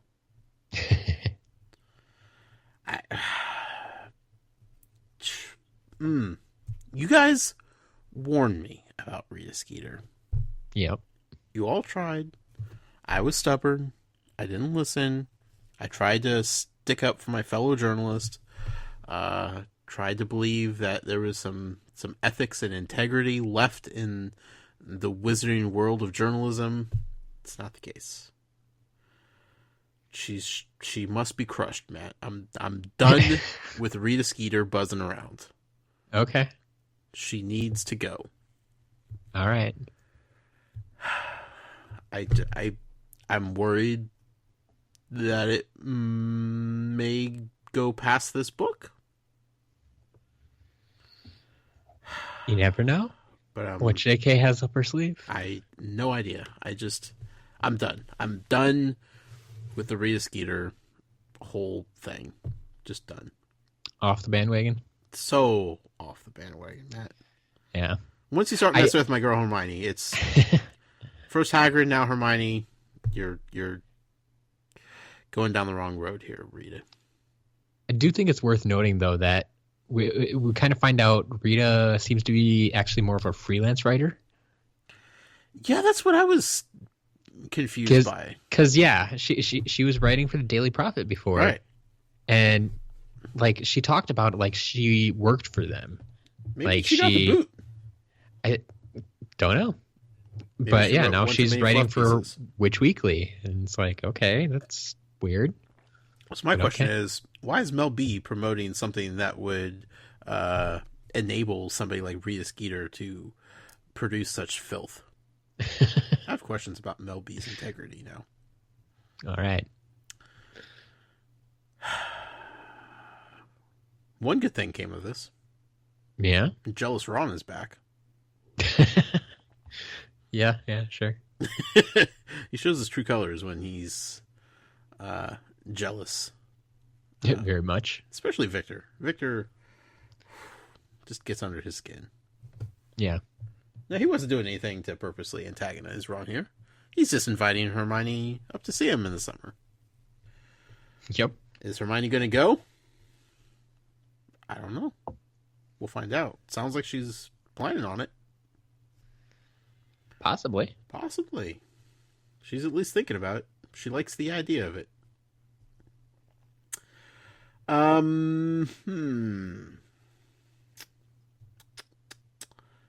Snape. Let's talk about Snape. I love to talk about Snape. I know you do, and this upsets me every time. Snape is just being Snape here, right? I guess. Just Snape being Snape. Picking on good old Harry Potter. Just being dumb. Just taking points away. I don't like it, Matt. He has his reasons. You say that. I don't think he does. And I even put in my notes, Matt, that somebody needs to take care of Snape once and for all. I'm just done with him. Look, I know he hasn't done anything horrific at this point. There have been plenty of other people that have done far worse things than Professor Snape. But where's Voldy when you need him, right? I'm done dealing with Snape's nonsense at this point. He's just there to be an antagonist, and it's just the combination of Rita Skeeter and Snape in this chapter. I'm just like, I'm done with all these dumb people. Yeah. Don't you think, though, that Snape and Rita would get along very well? Yeah, probably. That like the dirt Snape would spill about Harry Potter. Oh, he'd love to talk about it. Oh, she would love that. Yeah. So he blames Harry Potter for breaking into his office, which we all know Harry Potter did not break into his office. But it seems like Dobby is the one that got into his office. It's possible. It's possible. I mean, that's what we're led to believe, at least. He had the gillyweed that was apparently missing. Right. So. Which brings me to my next point. Yeah. Snape was very persistent in saying that he put a charm on his lock that would prevent anyone except really exceptional wizards from being able to break it. Okay. Pretty sure Dobby isn't an exceptional wizard. You think he is? Isn't. Isn't. Is not. Like, he's capable of some magic, right? Yeah. But not to the extent of being able to break into this high-powered security lock that Snape apparently puts on his office door. Well, at this point, I don't think we really know exactly what house elves are actually capable of. Well, see, that's why I started thinking, like, if they're responsible for cleaning the castle, they would need access to everywhere. Yeah. And they would be able to get into places like that. Yeah. Because I think they definitely have more powers than we know. Right. It's just they are always under strict orders about what they're supposed to be doing. Mm-hmm. And so if they need to use some of their powers to achieve that goal, sure, they can. Right. But we never get to see the full extent of their powers if it doesn't relate to the task they've been ordered to do. Sure. So I don't know. Is Dobby capable of breaking into Snape's office? I don't know. We saw Crouch via the Marauders map in Snape's office. What was he doing in there? It was the same night. Did he leave the door open and that's when Dobby snuck in? Was Crouch looking for Dobby? Would also be a possibility, I guess. Did Crouch give? Is Crouch really the good guy that we want him to be? And he gave the gillyweed to Dobby to give to Harry Potter? Or did he give it to Winky to give to Dobby to give to Harry Potter? Is Winky still in? So many questions. These house elves are confusing. And then there's a possibility, and this is a long shot here, Matt, and I don't even, I feel dirty even saying this. But what if Snape gave Dobby the gillyweed to give to Harry Potter? Knowing that Harry Potter didn't have a solution, but still trying to keep up the facade of hating Harry Potter, so having it delivered via Dobby would eliminate anybody suspecting that he's actually secretly trying to keep this kid alive. It's crazy. I know. And that would mean Snape was way better than I assume he is as a person. I think that's giving him far too much credit. But I'm saying that's a theory on the table. Why wouldn't have Dobby told Harry then about that? Because if Snape told him not to, Dobby's going to listen. Is he though? Yeah. He's a free elf. He is, but Snape's scary. I mean, think about it. Dobby would listen to Snape. Or maybe just Dobby didn't have time to explain it. He just said, I mean, it's not like Harry asked him where he got the gillyweed. It's true. He was kind of rushed, kind of hectic. I mean, he had spit out about his wheezy and here, take this, go in the water, and then he had to return to the kitchens. Right. I mean, so they didn't have like a straight up conversation about it. And he didn't lie, because Harry didn't ask him about, where he got it from or anything like that. So, and then to turn around and blame Harry for breaking into his office when he knows that he didn't because he's the one that gave Dobby the gillyweed in the first place, still would be a very Snape thing to do. It would be just like that mental control that he would have, those mind games. He's really good at those mind games. But again, that's giving him too much credit for being a good guy. And I don't know if I'm ready to go down that road yet. Okay. So, lots of different possibilities here. Regardless, we all know that Harry didn't sneak in and steal it. He didn't even know what it was or that it existed. So why would he steal something that he wouldn't know what to do with, Sure. But this truth potion that Snape's threatening him with. Veritas serum? I feel like this is foreshadowing, Matt. Of what? Of this being used at another time. Later on in the story. This felt like one of those scenes to establish something in this world so that when it comes up later, it's not a huge surprise. It's not like, oh, look what I have in my pocket. Right. Truth serum. That's convenient that you would just have something that we've never heard about before. Like, if we know that it exists, sure, we could be surprised when it's pulled out later on, but we're surprised that it's pulled out. We're not surprised that it exists. You know? Like when the centaurs come back and, you know, save the day. We're not going to be surprised that centaurs are alive or that they exist. We're just going to be surprised that they still care. I think we've had examples of it going both ways. Things like, I mean, even just as simple as like unicorns. Mm-hmm. Like they were introduced in an earlier book, and now they came back again in Hagrid's class. Right. Okay, unicorns are there. Yeah. But I think we've had it go the other way with like the time turner. We didn't know that existed until the end when Hermione she had been using it all year. Sure. But we didn't know it existed until, we need this item now. Harry needs to do something with it. Right. So, I mean, I guess you could argue that it was introduced earlier. We just didn't know exactly what it was or exactly what it did. Right. Wasn't explained in great detail. Also, I would argue, Matt, that maybe we're not done with the time turner. Maybe that was the introduction to it, so that when it's used later, we already know that it exists and what powers it has.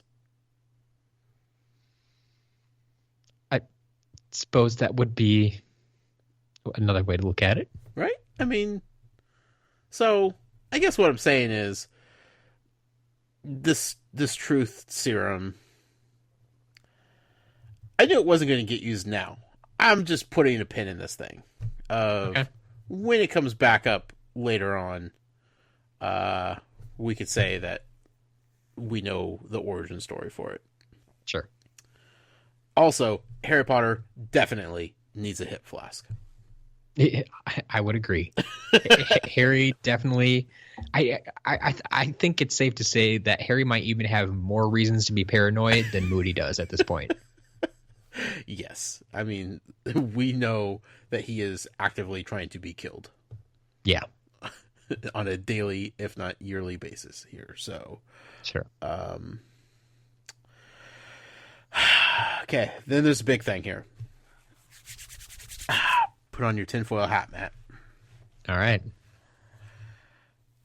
Igor comes in. He does. You like how he dropped his first name like that? You remembered. It's easier than saying Karkaroff. Comes in, interrupts Snape's class, which, look, we all know that's a bad move. Do not interrupt Snape. Unless, of course, you're Colin Creevey. You apparently can get away with it. So they start talking. Snape wants to wait until after the class. Igor is like, no, we need to talk now. Shows him something on his arm. His forearm. Right? Yep. We don't know what it is. Harry doesn't know what it is. Nobody knows what it is. It's not described. No. But it's something. Right? It's so important that even Sirius, later on, is interested by it. It's true, yeah. So what is it? You tell me. Is it some sort of marking? Is it a tattoo? Is it like the Death Eater's like insignia that's like tattooed on the forearm? If so, like why would he be showing it to Snape? Is Snape a former Death Eater also? Is like this their clan marking? I don't know what else would be on a forearm that he would be showing Snape, unless it's some sort of like bite or something that he needs a potion with to help out instead of going to Pomfrey. Sure. But that's the first thing that I went to was like some sort of marking or tattoo. Like I don't know if tattoos exist in the wizarding world. Yeah. Well, I guess burn maybe. Why would okay, assuming it's not some sort of injury Mm-hmm. that he wants Snape to take care of. Right. If it is just some sort of marking, why would he show it to Snape in the first place? Well, he says something about how it's been. What was the words that he used? It's been active, or it's been going off more. Oh, I can't remember the word. This marking is active, yes. My tattoo is moving. Wow. Well, See, it moved an inch up my left arm. well, you say that jokingly, but he says something about Man. he was more irritated, or he felt it more. I knew I should. Says, do you see it's never been this clear. Never since. This clear. It's clear. Yeah, I was way off. Okay, so we know that he's a former Death Eater, right? Yeah. Okay. Sirius told us that, yeah. Yes. Sirius did? Or Moody? Didn't he? Did Moody say it? I thought it was in Athletics, maybe? either one of the letters or the fireplace. Oh, right. Okay. When he talked to him, he mentioned Karkaroff, because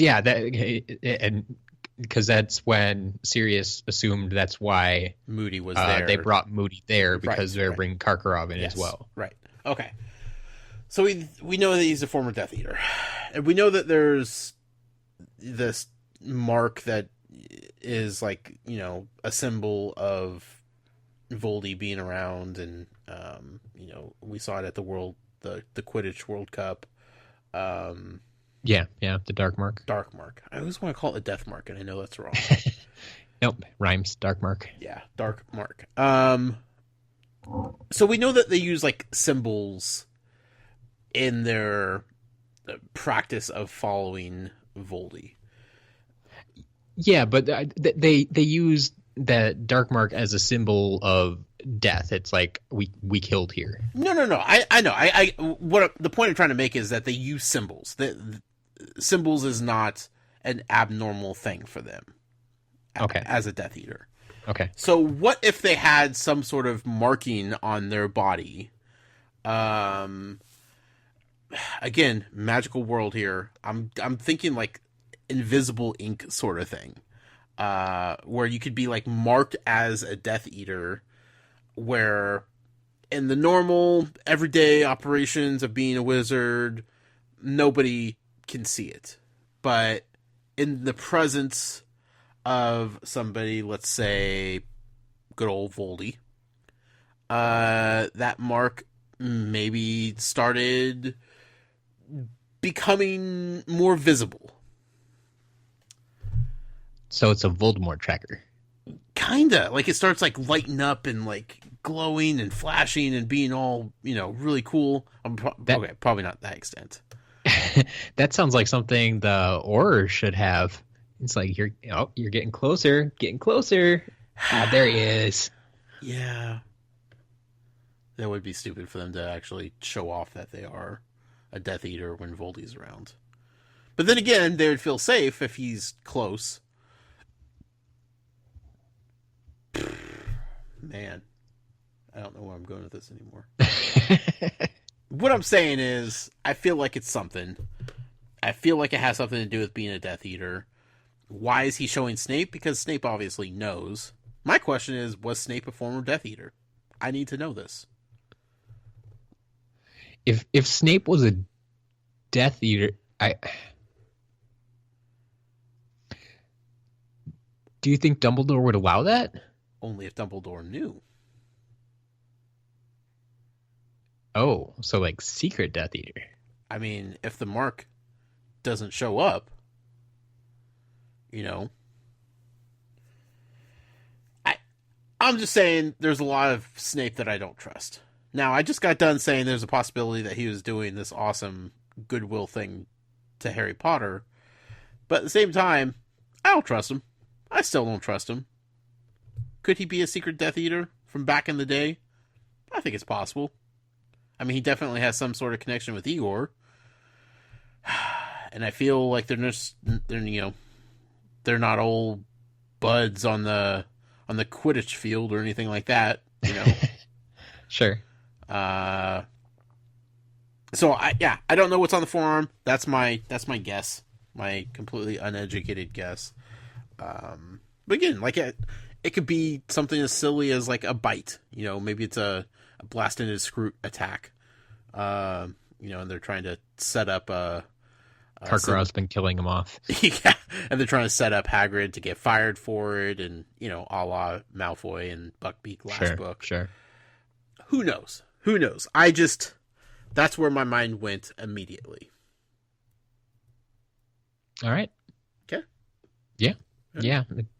It's That's the thing. a theory in progress. Yeah, it needs to get worked out a little bit more. But that's based on like just a couple lines of him showing him his forearm. That's true. Yeah, it was a fairly short scene. Yeah, with no real explanation about anything. So who knows?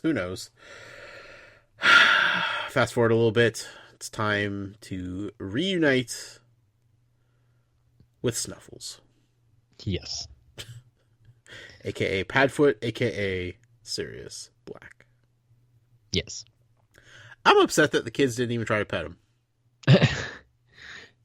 It could be a rabid dog. You're meeting down at the end of this alley. They know it's Sirius. I mean, they do, but they don't want to give away that they know this dog. I mean, he let them pet him when he said goodbye. They each got a pat on the head.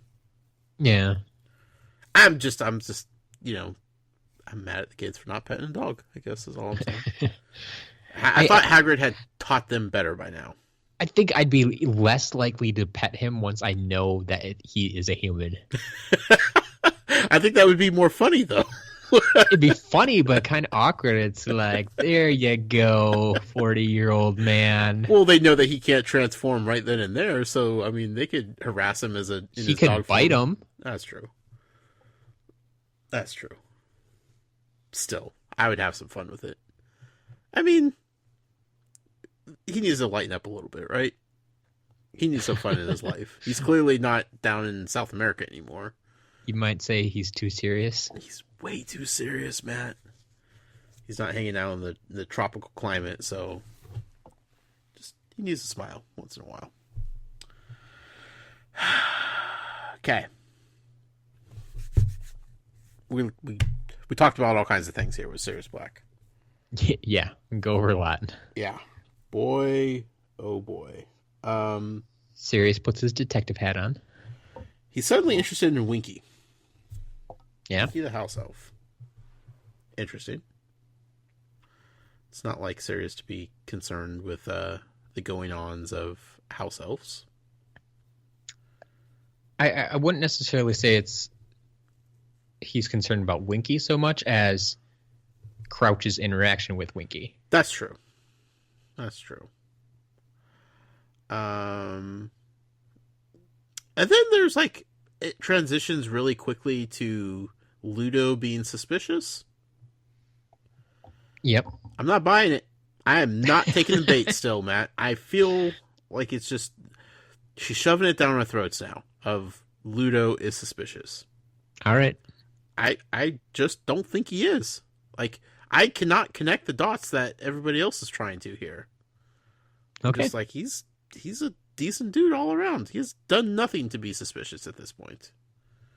He has no background to support him being suspicious. Crouch, on the other hand, oh boy, yeah, he has quite a a history. He has some skeletons in that closet. I don't even know where to start. First, okay, he sentenced Sirius without a trial. Yep, that's not good. So, red flag. Also, kind of makes you wonder what Sirius's motives here are. Yeah, a little bit. You know, how much grudge is he holding on to? Yeah, you think about it, that's another fairly popular movie theme. Bad guy gets let out of jail, goes after cop who put him away. Mm-hmm. Yeah. Even if bad guy is like very redeemable and likable. Like, he's still angry about that cop. Yeah. Yeah. So that's worth keeping an eye on, I think. But these are talking about like how Crouch has always been power hungry. Sure. He's climbing the ranks. Yeah, that's a bad dude quality to me, Matt. Being power hungry. Even if you're going about it to rise in the ranks of an organization like the Ministry. Yep. It still is concerning. It's very Slytherin. I think I could agree to that. Yeah.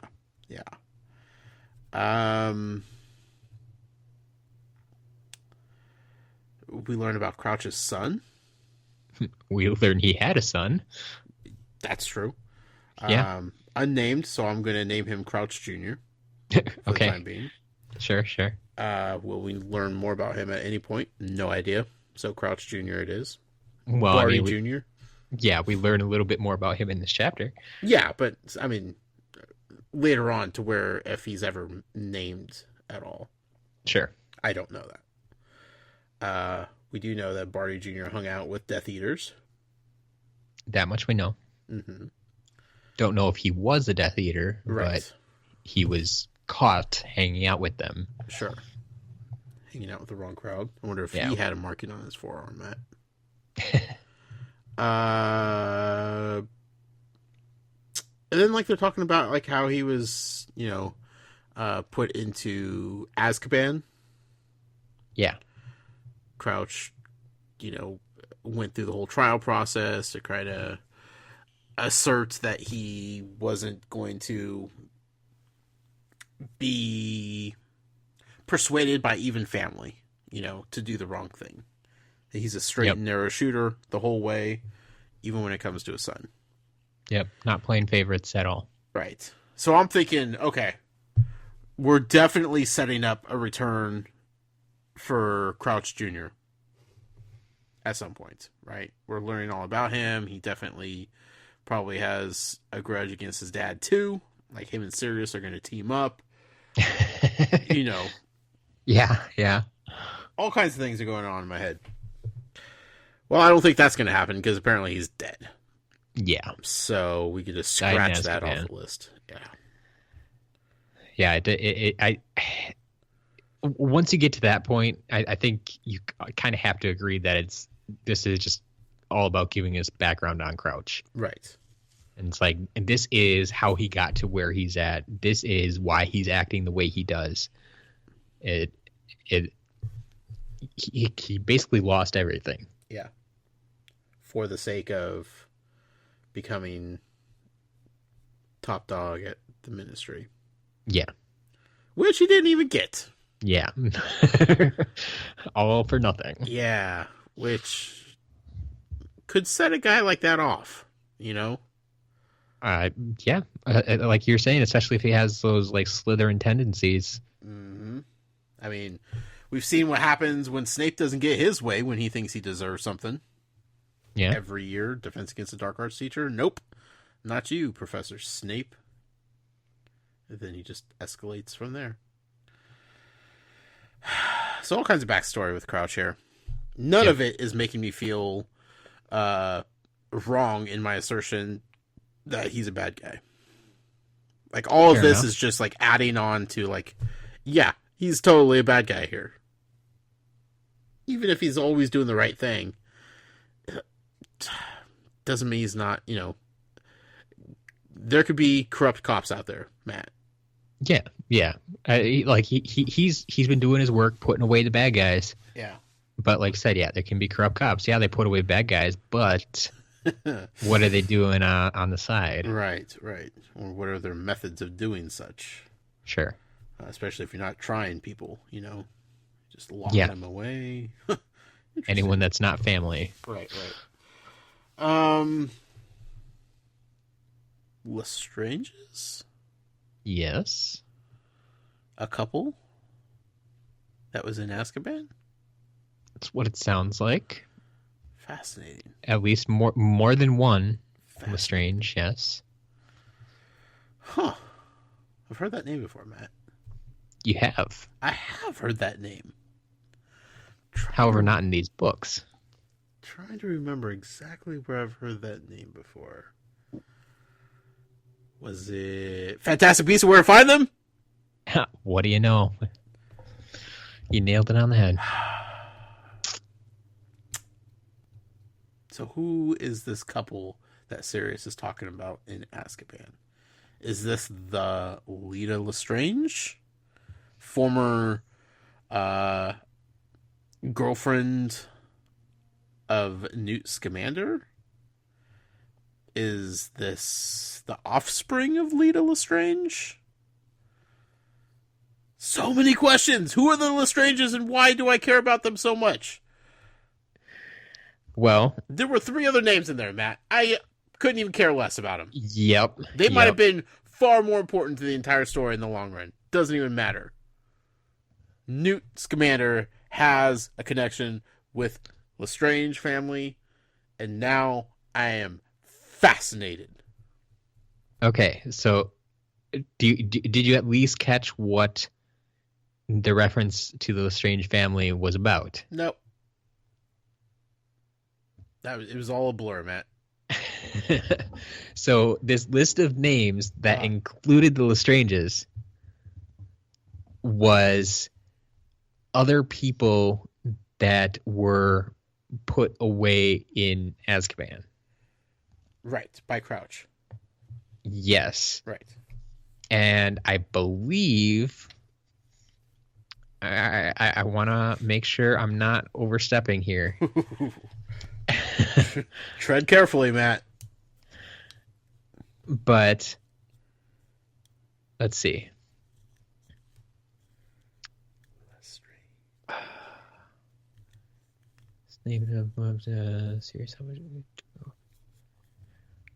So he says, well, it starts by talking about Snape. Snape knew more curses when he arrived at school than half the kids in the 7th year. Sure. And he was part of a gang of Slytherins who nearly all turned out to be Death Eaters. Mm-hmm. Sirius held up his fingers and began ticking off names. Rosier and Wilkes, they were both killed by Aurors the year before Voldemort fell.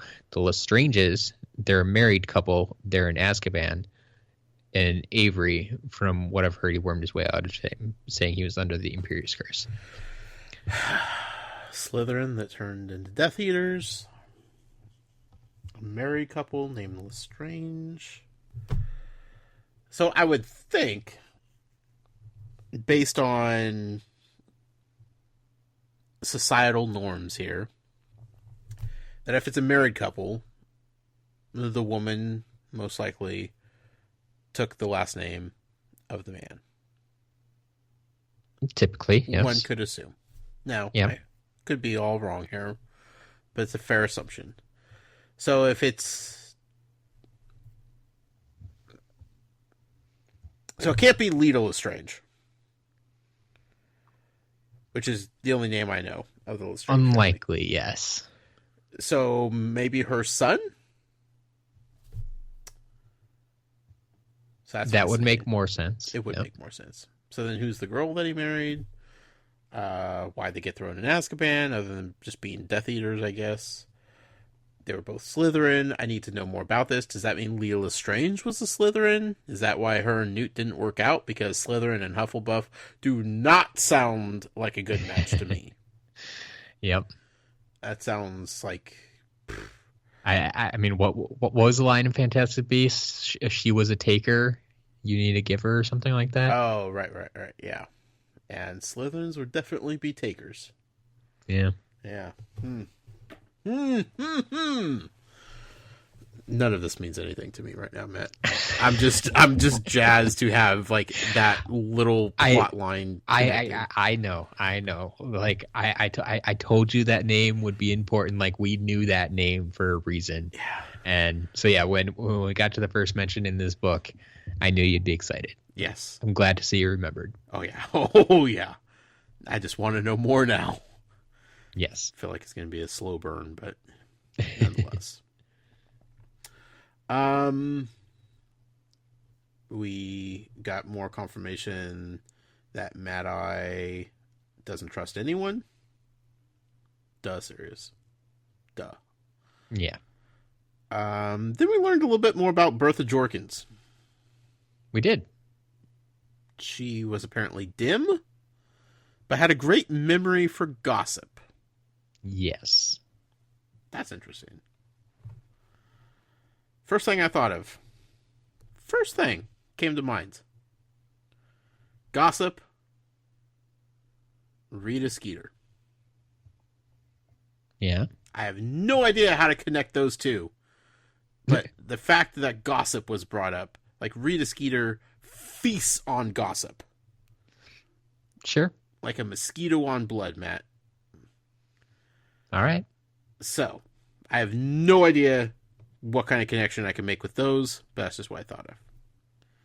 This whole Bertha mystery is...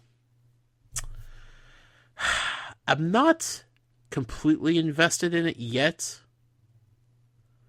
but it's just like one of those underlying things that's happening just below the surface that keeps poking its head up every once in a while. Exactly. It keeps coming back. It's got to be there for a reason. It's going to come back around, right? There's going to be answers. But we got more mentions of Bertha Jorkins in this book than we have of Crookshanks. It's true. Yet I am very more suspicious of Crookshanks. At least we know Crookshanks is, alive and well. We have no idea what's wrong with Bertha, where she's at, who she's being held hostage, or who she's been killed by, or sent away for various tasks. I don't know. Who knows? Crookshanks, though, he's still alive and kicking. He's still slumming around Hogwarts, picking up intel for somebody. Secret agent, Matt. Secret agent. That's pretty much the end of the chapter. We say goodbye to Snuffles. Snuffles. Why does he even have to have a name, like a code name for himself? I wondered about that a little bit too, because not many people at all know about the name Padfoot. No. So you'd think that'd be code enough. You would think. But I suppose someone could eventually put two and two together and figure out Padfoot. Maybe. So, but wouldn't it be weird for these kids just to be talking about this random dog named Snuffles? No, I take that back. There is someone who could be trouble that does know the name Padfoot. Moody. Wormtail. Oh, yeah. He's still around somewhere. Yeah. That's true. Yeah, Moody I don't think knows. No, he has a Marauders map, though. But he hasn't seen those names on it because he's never turned it off or on. He just hasn't activated. Oh, that's right. Because you made a point about that. Like, Harry didn't teach him how to use it. Yeah, that's true.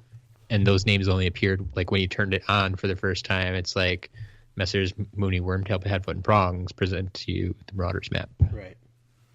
I just have a feeling like there's just a giant title above the map at the top with their names on it, but they were just making that up. Yeah, it's in your head. Yeah, probably. Anyway, so that's that. That's that. I'm just left with more questions than answers, Matt.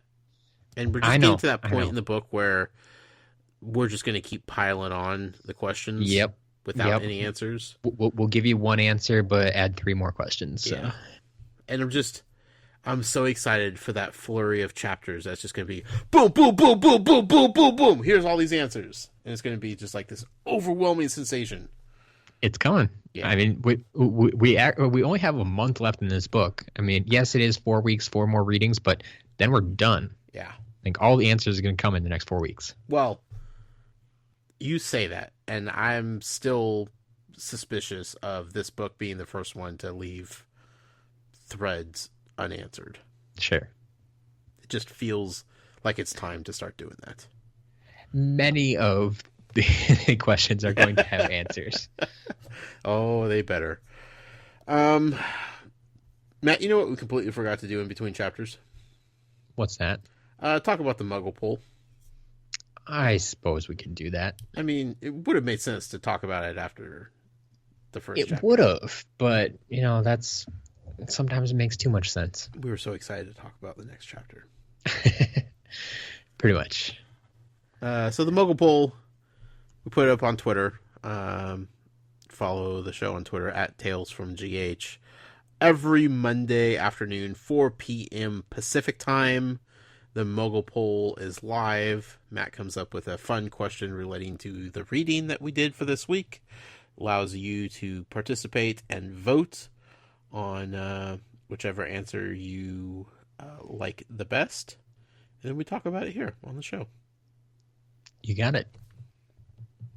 So this week's Muggle poll, I wanted to know, we spent a lot of time in the lake, so which creature, for lack of a better term, all-encompassing, Sure. Would you least like to face in the lake? Now, I didn't really specify, but when I used the phrase like to face in the lake, I'm thinking like you're in the lake, you got to fight one-on-one with this thing. Mm-hmm. Which one do you least want to fight? Sure. So I gave 4 choices. You got a Grindylow, got the giant squid, got shark-headed crumb, or an angry merperson. Who won? The angry merper people actually won. Good choice. Good choice, folks. Yeah. I will say, I am mad at 20%, 26% of you out there said that you would least like to face the giant squid. Are you kidding me? That's the most friendly, docile creature in that lake. That we've come across, for sure. Of the 4 choices, I mean. Yeah. Come Yeah, on. came in second with 26% giant squid. Disappointed in all of you. Yeah. What did you vote for, Matt? I went for the mer people, too. Yeah. Like, I know some people will argue that, they're non-magical, but they're one of the scariest things in that lake. They're creepy, for sure. Yeah, I mean, they're creepy. They have spears. They're coming after you. Like, and I guess you could also argue if it's just one of them or a whole horde of them. Like, it could go either way that way, too. Same thing with the Grindylows. But I mean, like, the Grindylows will definitely attack. They're super aggressive, but they're so small and puny that it's not even worth their time. I feel like the mer people act intimidating, but I don't know how violent they actually are. They hunt giant squids. Tell me about it, Matt. Tell me about it. I went with shark-headed crumb. Yeah? Just wild and unpredictable. Like, it's not that I'd be afraid of Crumb himself. I would just be afraid of the shark part. Yeah. I struggle between Crumb and the mer people. Like, those are my top 2 for sure.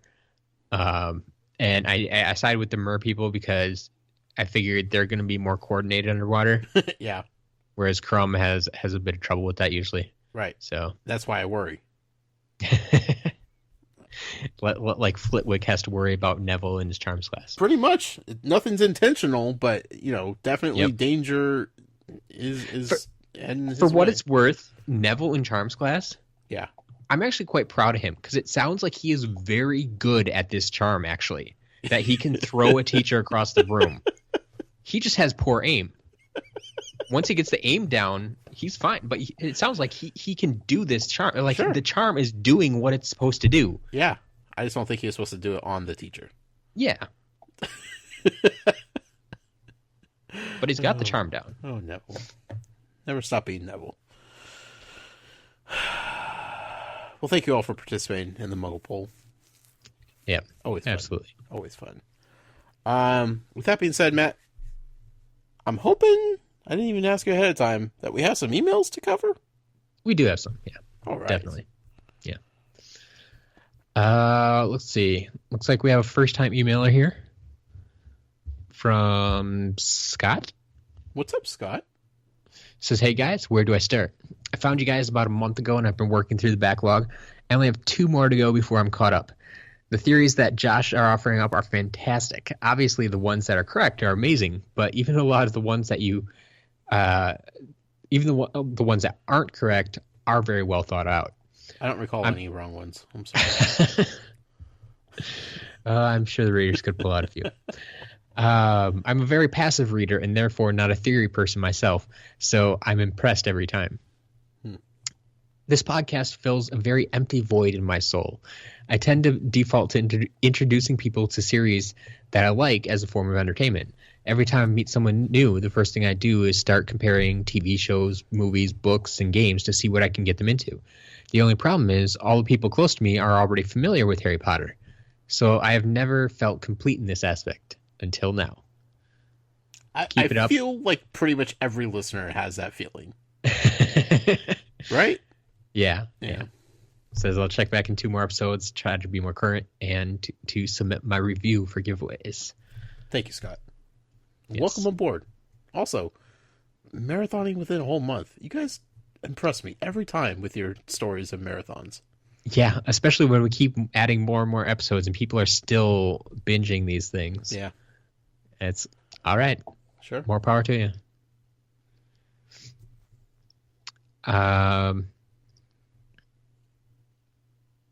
So I'll touch on this one because I've gotten this reaction from a couple of people. Okay. So this is from Marissa. She says, I just listened to the AMA episode. She's getting closer and closer to being caught up. And she says that I heard you say that you would read Cursed Child after you finish with the main series. And she is appealing to us for your sake, saying don't make you read it. Ooh. So I've heard this from a couple people. Okay. She explains a little bit, doesn't go into too much detail, but basically saying that like it strays from kind of what we know. Because if you don't know, The Cursed Child is not actually written by J.K. I did not know that. Yeah. Okay. I think I don't know how much she's actually even connected to it, but it's just so much. It's definitely the Harry Potter world. Sure. Okay, let's see. Is 2-part West End stage play written by Jack Thorne, based on an original news story by Thorne, Rowling, and John Tiffany. So I guess she did have somewhat of a hand in it, but the main credit goes to this Jack Thorne. Okay. So the spirit isn't the same. Yeah, there's a lot of detractors, I guess. Sure.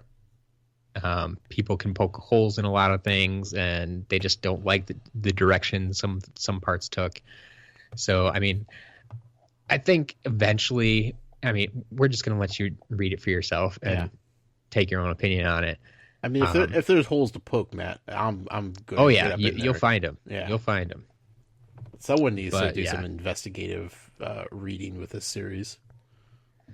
All you passive readers out there that have just skimmed over this series time and time again. Yeah. Thanks for writing in, Marissa. Yes, thank you. I definitely know I've heard that from some other people, but eventually I just think it's got to be something we'll cover. Sure. Whether we like it or not. Yeah. That's kind of what we're going to get into, I think.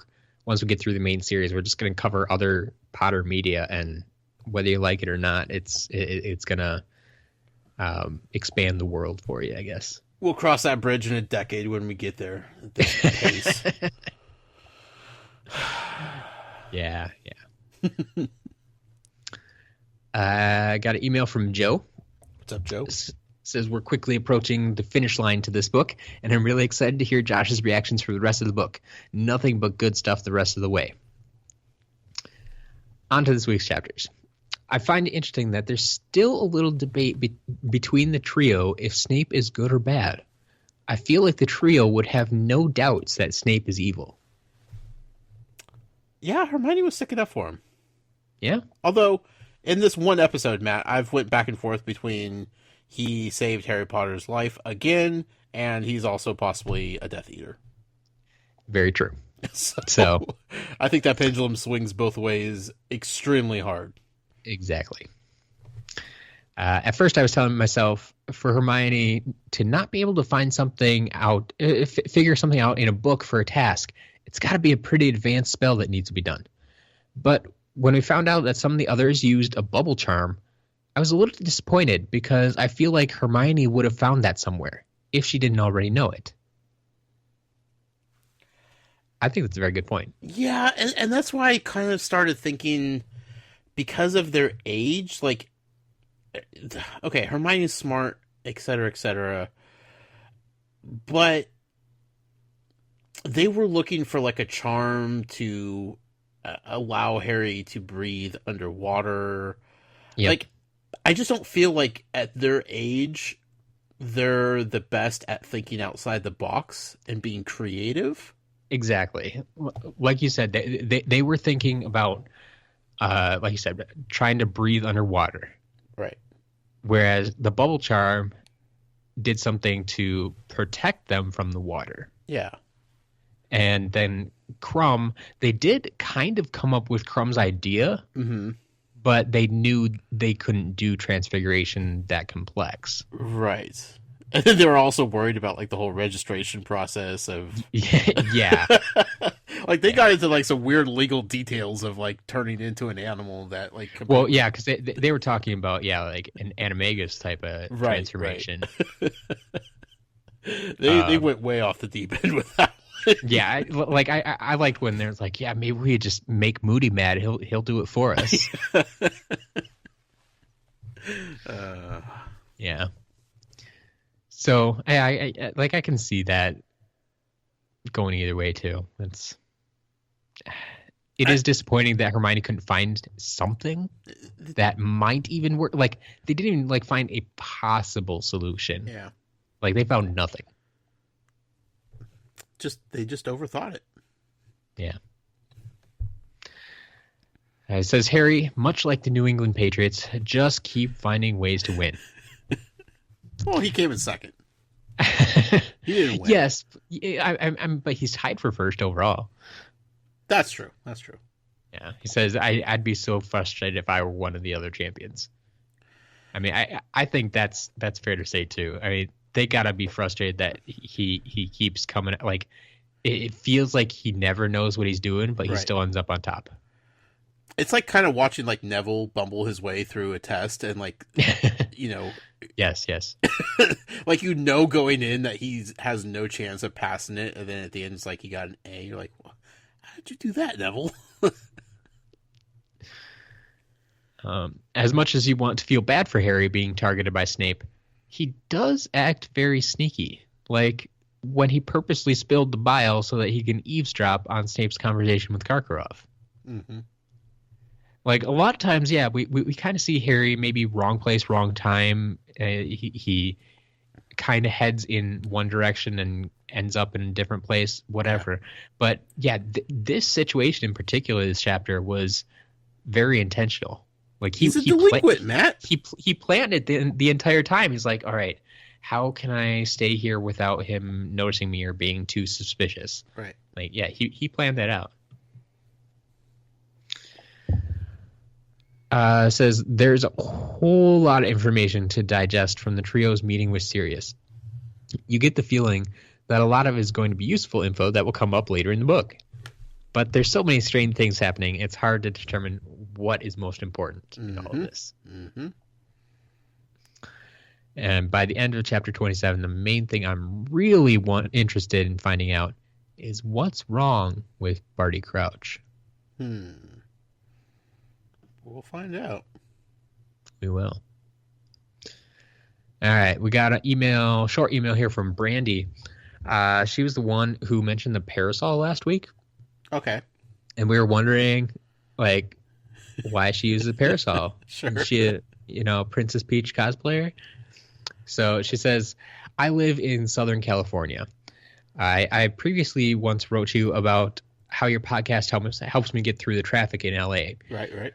But I go to a lot of music and arts festivals in the area. And the parasol is the perfect choice to help keep the hot SoCal sun off of me while I'm walking around. Okay. But now that I think about it, I don't really see too many other people with parasols at these festivals. But I think everyone should get on board quick because summer is coming. That was my next question is, I grew up in Southern California, and I don't remember seeing a lot of people with parasols. Yep. She may be alone, but that's what she uses it for. Someone needs to be a trendsetter. Yep. I honestly, I think that's what they were intended for originally. You just, don't see them that much anymore. Yep. Well, thank you. I appreciate the clarification. Yes. Yeah. All right. We got email from our headmistress, Mel B. Hey, Mel. Says, hey, Matt and Josh, I definitely cut it way too close last week. Yeah. I was actually thinking when I sent it, I had missed out. I knew I had to get it sent, but I was so busy at work. Being a headmistress is such a hard job. It is, yeah. I actually sent that email from work during work hours last week. Definitely going to be getting my emails in sooner from now on. And sending it by Fast Owl. Yeah, no drunk brown owls here. Quick explanation about my podcast. I found you guys while researching how I wanted to do a Harry Potter podcast. And as the only other Harry Potter podcast, yours was the logical choice to listen to. And I fell so deeply in love with it that I decided to support you guys. Shortly thereafter, I found someone willing to podcast with me, and off Jess and I went. So be proud that you guys inspired me enough to donate money. We're very proud. We're proud of the Witch Weekly. Witch? Witch Weekly. Okay, yeah. Yep, Whew. you got it. Okay. Witch Weekly podcast. It's on iTunes. Go check it out. Yes, please. But enough about me. On to this week's show. Dobby to the rescue. Overhearing teachers and getting dangerous ideas. As helpful as Dobby wants to be, I'm always worried it'll go wrong. Even though I know the result. I'm still saying, Harry, are you sure about this? But fear not. Unlike frozen walls and jinx bludgers, this idea actually works. In Dobby, we trust. You trust. I'm still not quite sure why. I gut feeling, Matt. Yeah. Sorry, Josh. No giant squid to the rescue for Harry. Yeah. If anything, you may note Harry doesn't want to run into the giant squid or swim into the giant squid. Clearly, Harry doesn't appreciate giant squids like you do. By the way, he's being cautious, I think. By the way, I found on Netflix a documentary called Hunt for the Giant Squid. If it's on American Netflix, you should check it out. I did look for this. I did not see it. Okay. So it might actually just be an Australian thing for now. However, anybody out there who's in Australia, maybe New Zealand too, I don't know if they have the same Netflix. Sure. Go ahead, check it out. Let us know how it goes. But I don't know if they're actually hunting the giant squid or just searching for the giant squid. I'm assuming. Probably I'm hoping. Just searching. I wonder if it's the documentary that was around before, where it was like where they actually got the first video footage of a giant squid. Oh, that could be. Water. Have you seen that one then? I mean, Matt, come on now. Okay. I don't remember what it was called though, so now I'm wondering if it was the same thing or not. Yeah, we'll find out. Yeah, one way or another. While reading the second task, and Harry's friends ribbing him for trying to save everyone. But when you think about it, Harry has been in life or death situations for the last 3 years. Is it so hard to believe he would struggle to disassociate the situation with his previous endeavors? He's 14 and probably a little bit traumatized. Yeah, I think you were in the same boat Harry was. You were worried everyone was going to die. So yeah, that was like that was your first reaction. Yeah, and Harry, given that he was underwater with a time limit, yeah, he's not going to second guess things. Yeah. Do what's right. Save people. Save everyone you can. So Padfoot Returns is probably my second favorite chapter in this book. Huh. I think I've gone on record saying that I have trouble picking favorites. Mm-hmm. I can't even imagine trying to pick favorite chapters from a certain book. Right. So I applaud you for that. But okay, second favorite chapter in this book. And I have a funny story about it. The first 4 books were gifts to my brother, and then he gave them to me. However, the last page of this chapter was torn, so I lost 2 sides of the page and didn't find out what it said until 2012 when my friend typed it out for me. Wow, that's of course, if I'd been clever, I would have at least borrowed a copy of the book to read it. But I'm not a Ravenclaw. Or just go into a library and yeah. You don't even need to check out the book, just read it. Or just go to a bookstore and read that page. But yeah, I can't imagine missing a page in the middle of the book. And even like you've always said, JK likes to leave cliffhangers at the end of chapters. Yeah. So missing like the last page of the chapter would just drive me nuts. Right. That would be tough. Yeah. Rita Skeeter called Hermione something along the lines of stunningly pretty in the Daily Prophet. But now she quotes Pansy Parkinson saying she's ugly.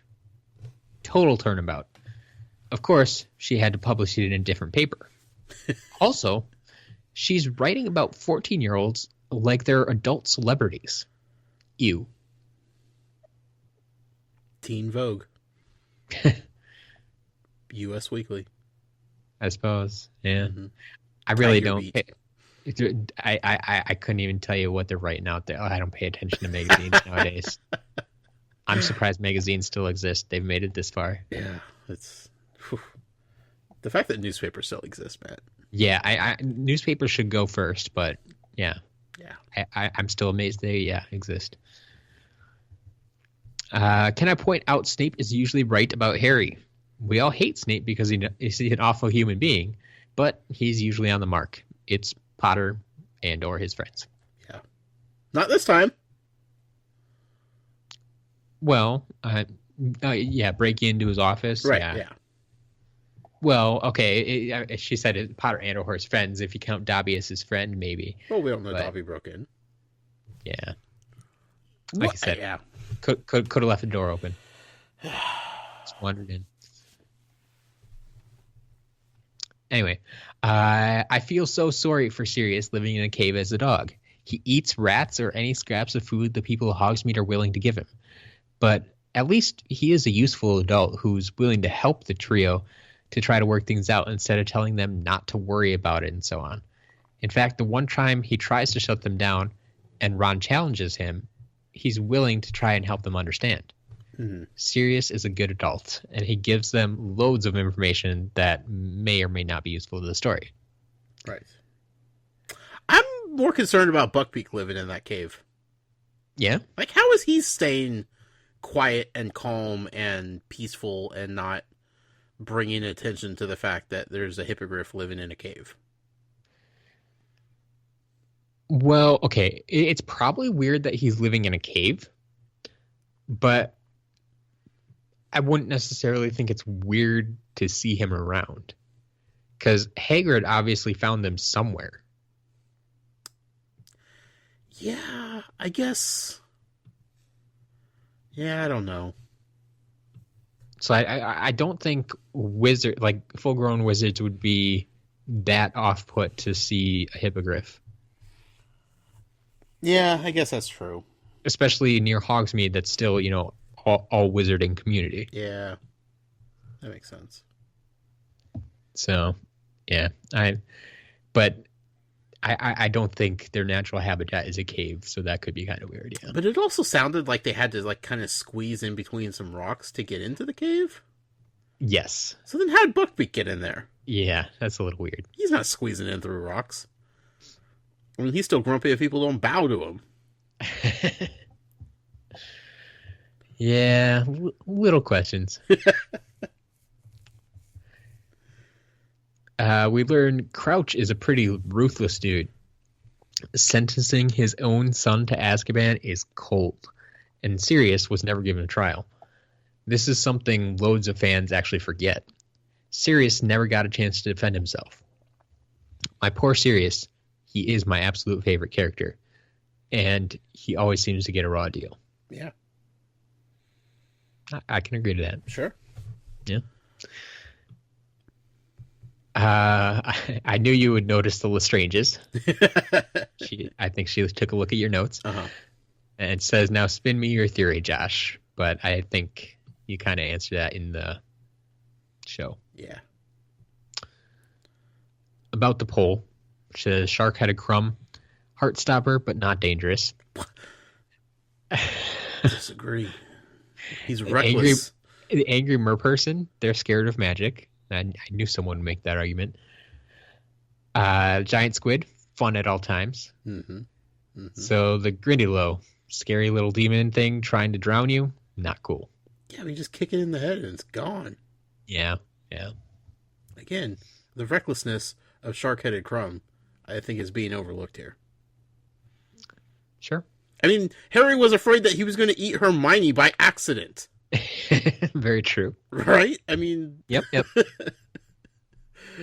That's him being unintentional.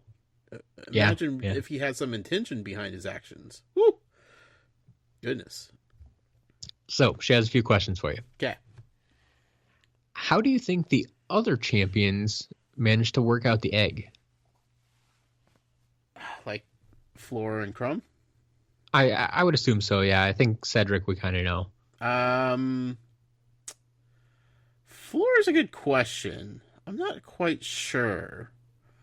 I feel like Crumb, with his ship being over the lake anyway, is around water enough. To where, I don't know, maybe he accidentally dropped the egg in the lake at some point. Yeah. And then dove in to get it and was like, hey, wait a second. Exactly. I could see that, like, he was swimming back to the ship with the egg and it popped open and it's like, oh, yeah, it's doing something. Fleur, though, Fleur's interesting. I don't know. I can't even begin to speculate how she figured it out. Yeah. Who knows? Yeah, we'll probably never find out. No. Next question. What do you hope the last task is? I'm not going to ask you to predict it since you don't have clues, but what do you hope the last task is? Oh, man. All right. I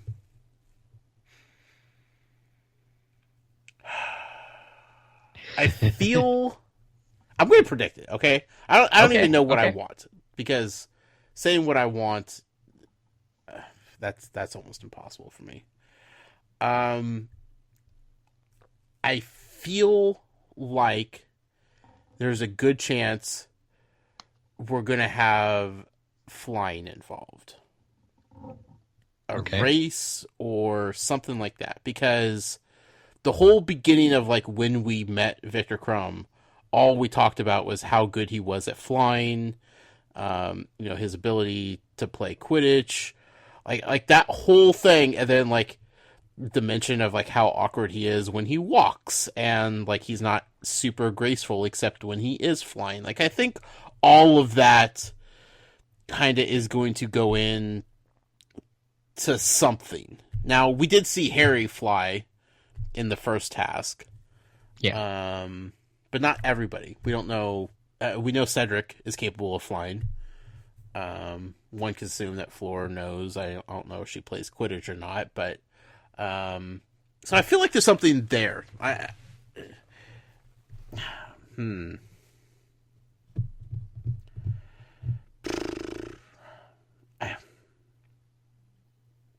Okay. They can't play Quidditch, right? They don't have a full team. Yeah, I mean, 4-person Quidditch, is that a thing?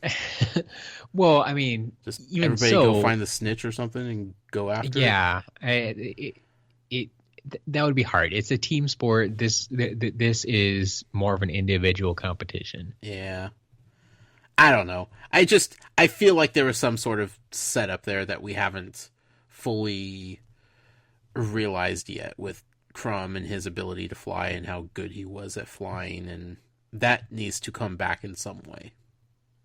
Okay. That would be my guess. All right. Okay. Do you think Snape was a Death Eater who just escaped justice? Yep. As Sirius suggested. Yep. Yeah.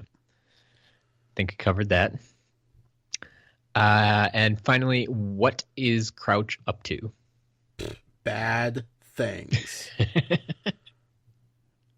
I don't know specifically, but I'm still pretty convinced that he has some sort of connection with Voldy, and he's probably in communication with Wormtail, and probably knows something about Bertha, and Percy is oblivious to all of this because he's dumb, and yeah, I'm not sold that he's not up to no good. All right. Okay. Quick email from Amanda and Matt. Amanda Hi. the Hufflepuff and Matt the Slytherin. Hi, Amanda and Matt. So this week we just had to write in the second task and Padfoot returns. Wait, hold on. Stop. Yes. Didn't we just get done talking about how Slytherin and Hufflepuff were like the worst match ever? Yes. Okay. All right. Just pointing that out. Yep. Harry gets the solution given to him by Dobby, and they get caught back up with Sirius. So much happens in these chapters. So how is your hatred for Rita going? Is she just making it up? She's horrible. She's just absolutely horrible. Yeah. Yeah. And once again, I think you kind of touched on that in the episode. It's you're very much anti-Rita by this point. So you mess with my girl Hermione. That's it. Yeah. Says thanks for doing an episode a week to help us pass the time. Our pleasure. Yeah. Good luck on being whatever you are as Hufflepuff and Slytherin. However that turns out. It's a dangerous combination. That's all I'm saying. Yep. I mean, just Slytherin in general are dangerous, so. All right. Last email from Alex. What's up, Alex? Says, Dear Josh and Matt, so I hear Harry Potter book clubs are all the rage now. It's okay. You guys were first, so you'll always be the best. Thanks, Alex. Yeah. Also, what other Harry Potter book club caters to muggles? Right? Yes. Also true. All those other book clubs out there, they're going to be so rich with spoilers that a first-time reader would be so intimidated even getting involved with. Psst, get out of here with that nonsense. Yep. We're all inclusive here. I like it. One quick thing I wanted to mention that I totally forgot in last week's email. I, too, have often wondered about the origin of Professor Grubbly Plank's name, though for a different reason than Josh. I suspect that, much like I hypothesized about Professor Kettleburn's name, J.K. Rowling was inspired by something in real life for this name. My best guess is that she was taking a leisurely stroll, pondering a name for a substitute care for magical creatures professor name, when she was struck by an epiphany in the form of a moldy piece of lumber. Alex, I think you overthought this, buddy. Just a little bit. I love you, Alex. On to this week's chapters, and wow, what a couple of chapters they are. My thoughts are a little all over the place, and since I'm writing this email so late, please forgive me if my writing is a bit more disjointed than usual. What is an aqualung? My best guess is this is the British term for scuba diving equipment, but I've always wondered, have never bothered to look it up. Some things are just better when they remain a mystery. Well, we broke that mystery about 20 minutes into the show, so. Yeah. Sorry, Alex. But like I said, you're not the only one who's wondering about aqualungs, apparently. Yeah. What is okay, this is a big one, actually. What is the purpose of having spectators for this task? What are they looking at? Now, I know what you're going to say. Why, Alex? They use some sort of incantation to make the lake completely clear and magnified when viewed from the surface, or somehow conjured up images of the champions to be viewed on large magical screens. Well, I counter with saying, why not say that? Tell me, what are people looking at? Don't make me assume what kind of magic they're using to do it.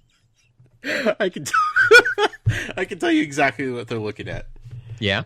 This is the equivalent of spectators of a marathon at the end, at the finish line. All you're doing is watching the winners come across the finish line. That's it. Yep. The entire several hours before that, you have no idea what's going on, but you're just waiting for somebody to cross that line. That's a very good comparison. Yeah. Yep.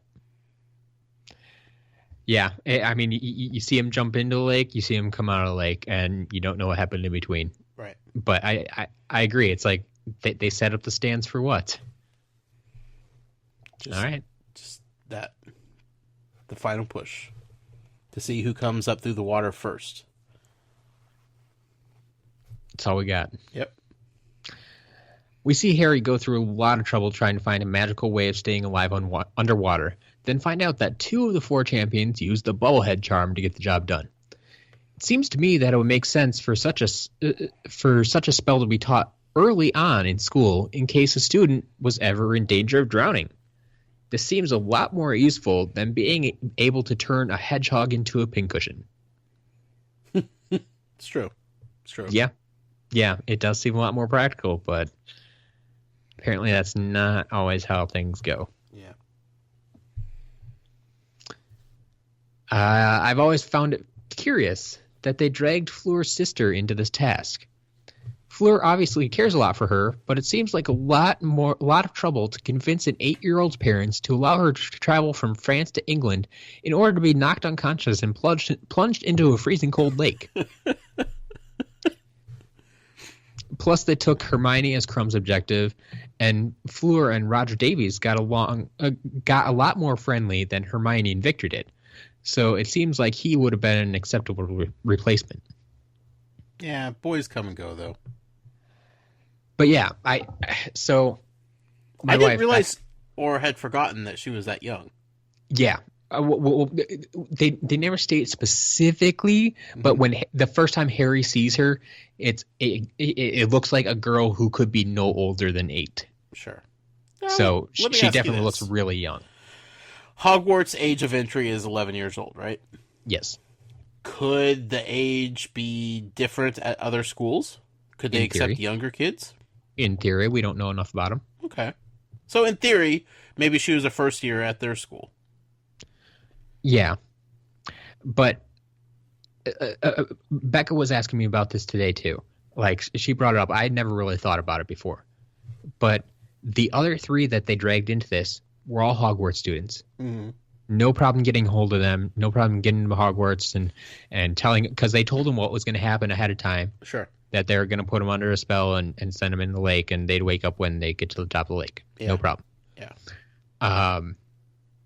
But yeah, it's whether or not this girl is in school at all, it's still a matter of getting her to come out here. And it's like, yeah, what do you tell the parents? We like your daughter to come up here for the day so we can put her under a spell and throw her in a lake. And like, it just doesn't make, but like, I mean, I guess you could spin it and say your daughter is going to have a chance of a lifetime to take part in a task in the Triwizard Tournament. But yeah, it just, she doesn't quite fit with all the other, and she's the only one that they had to import.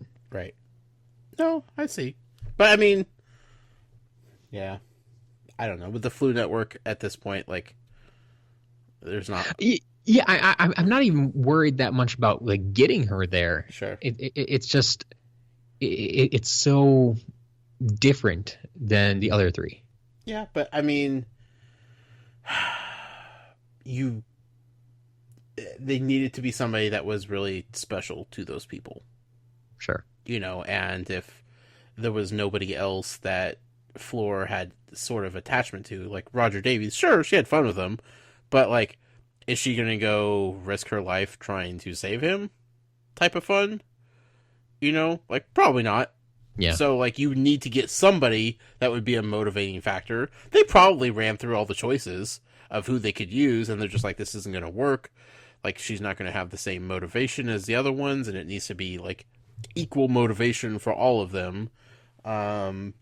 So like that was probably not their first choice or their second choice. It probably just kind of ran down the list of, all right, like this is where we need to go. Fair enough. They did it begrudgingly, I guess is what I'm saying. All right. Lastly, Bagman makes a comment during the judgment about Crumb's shark transfiguration, which is jawsome, by the way. Alex. About his transfiguration being incomplete. But I would argue that it was the perfect thing for the job. Not only does it qualify him to be a member of the Street Sharks, Oh, yes. but if he was a full shark, even if he had been able to free Hermione, how would he have carried her back? In his jaws? Do you trust his jaws? No, not at all. Yeah, exactly. I mean, he would have tried it, is what I'm saying. I suppose. I'm not saying it would have worked.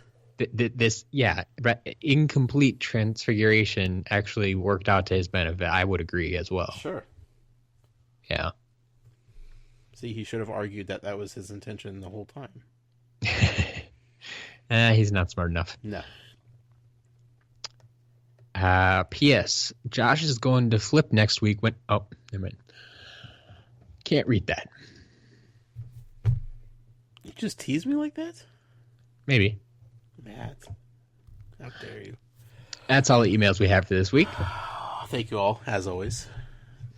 Very nice hearing from some new people, too. I like that. Yeah, we're getting some newcomers in there. It's awesome.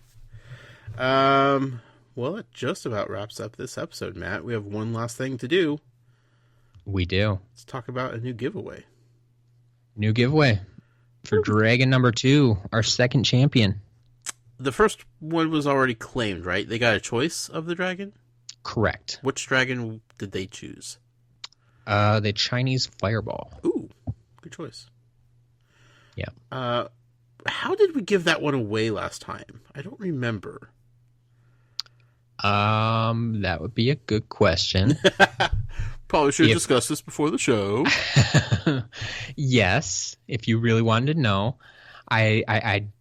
I'm hoping I have the actual method for this one in my notes. Oh, that was when we named Squidly. Oh, right. Okay. Yeah. That's fair. So we need to give away a second dragon. Yes. A second dragon to a second champion. Yes. And for those who are just joining us now or may not remember what these are all about, the winner of this week is going to get their choice of the remaining 3 dragons. Mm-hmm. And then when we get to the end of this book, we are going. So we have one champion already. The second champion will be this week. The third champion will be a couple weeks from now, and the fourth champion is going to be selected from our Patreon members. So yes. That's going to be a separate drawing altogether. Right. So then we'll have our 4 champions. And then at the end of the book, we're going to draw from those 4 champions. And one of them is going to win the big grand prize, essentially. So each of these winners is going to get their dragon personally. Mm-hmm. But then one of them is going to win another prize as well. Right. It's like winning the Showcase Showdown on Price is Right. There you go. Let's see here. You know what we're gonna do, Matt? What are we gonna do? I want to get personal with our listeners here. All right, bring it down. I want everybody to flood Matt's email box, talesfromgodricshollow@gmail.com. They're getting good at that. With your email submission for this week to enter this contest. I want to hear, because I can't get this forearm marking tattoo out of my mind. I want to know, if you were to get a Harry Potter tattoo of any sort, what would you get and why? Now, since Matt's getting all the emails, if there is spoiler things in there, Matt will be sure not to read them and dance around them. If the winner is selected and it's a spoiler thing, Matt will be careful with it. So feel free to speak spoilers to Matt as much as he wants. Okay. All right. So essentially, you're saying you're opening up the whole series. The whole series. I want people to know. Now, if you want to be nice to me and giving me something that I could actually hear about, that would be cool. I'd appreciate it. But, we're talking tattoos here, right? I'm not going to limit you guys to 3.5 books worth of content. So, what Harry Potter tattoo would you get if you were to get one? Now, if you already have a Harry Potter tattoo, let us know. Tell us about that tattoo. What it is, why you got it. If you have a picture to go along with it, let's see it. Now, if you're absolutely opposed to just getting tattoos and you're just like, I would never get any tattoo, much less a Harry Potter tattoo, maybe, come up with like a temporary tattoo. Like if you were going to like a Harry Potter festival and you wanted to have some sort of Harry Potter marking on you just for funsies, you don't have to go permanent with it.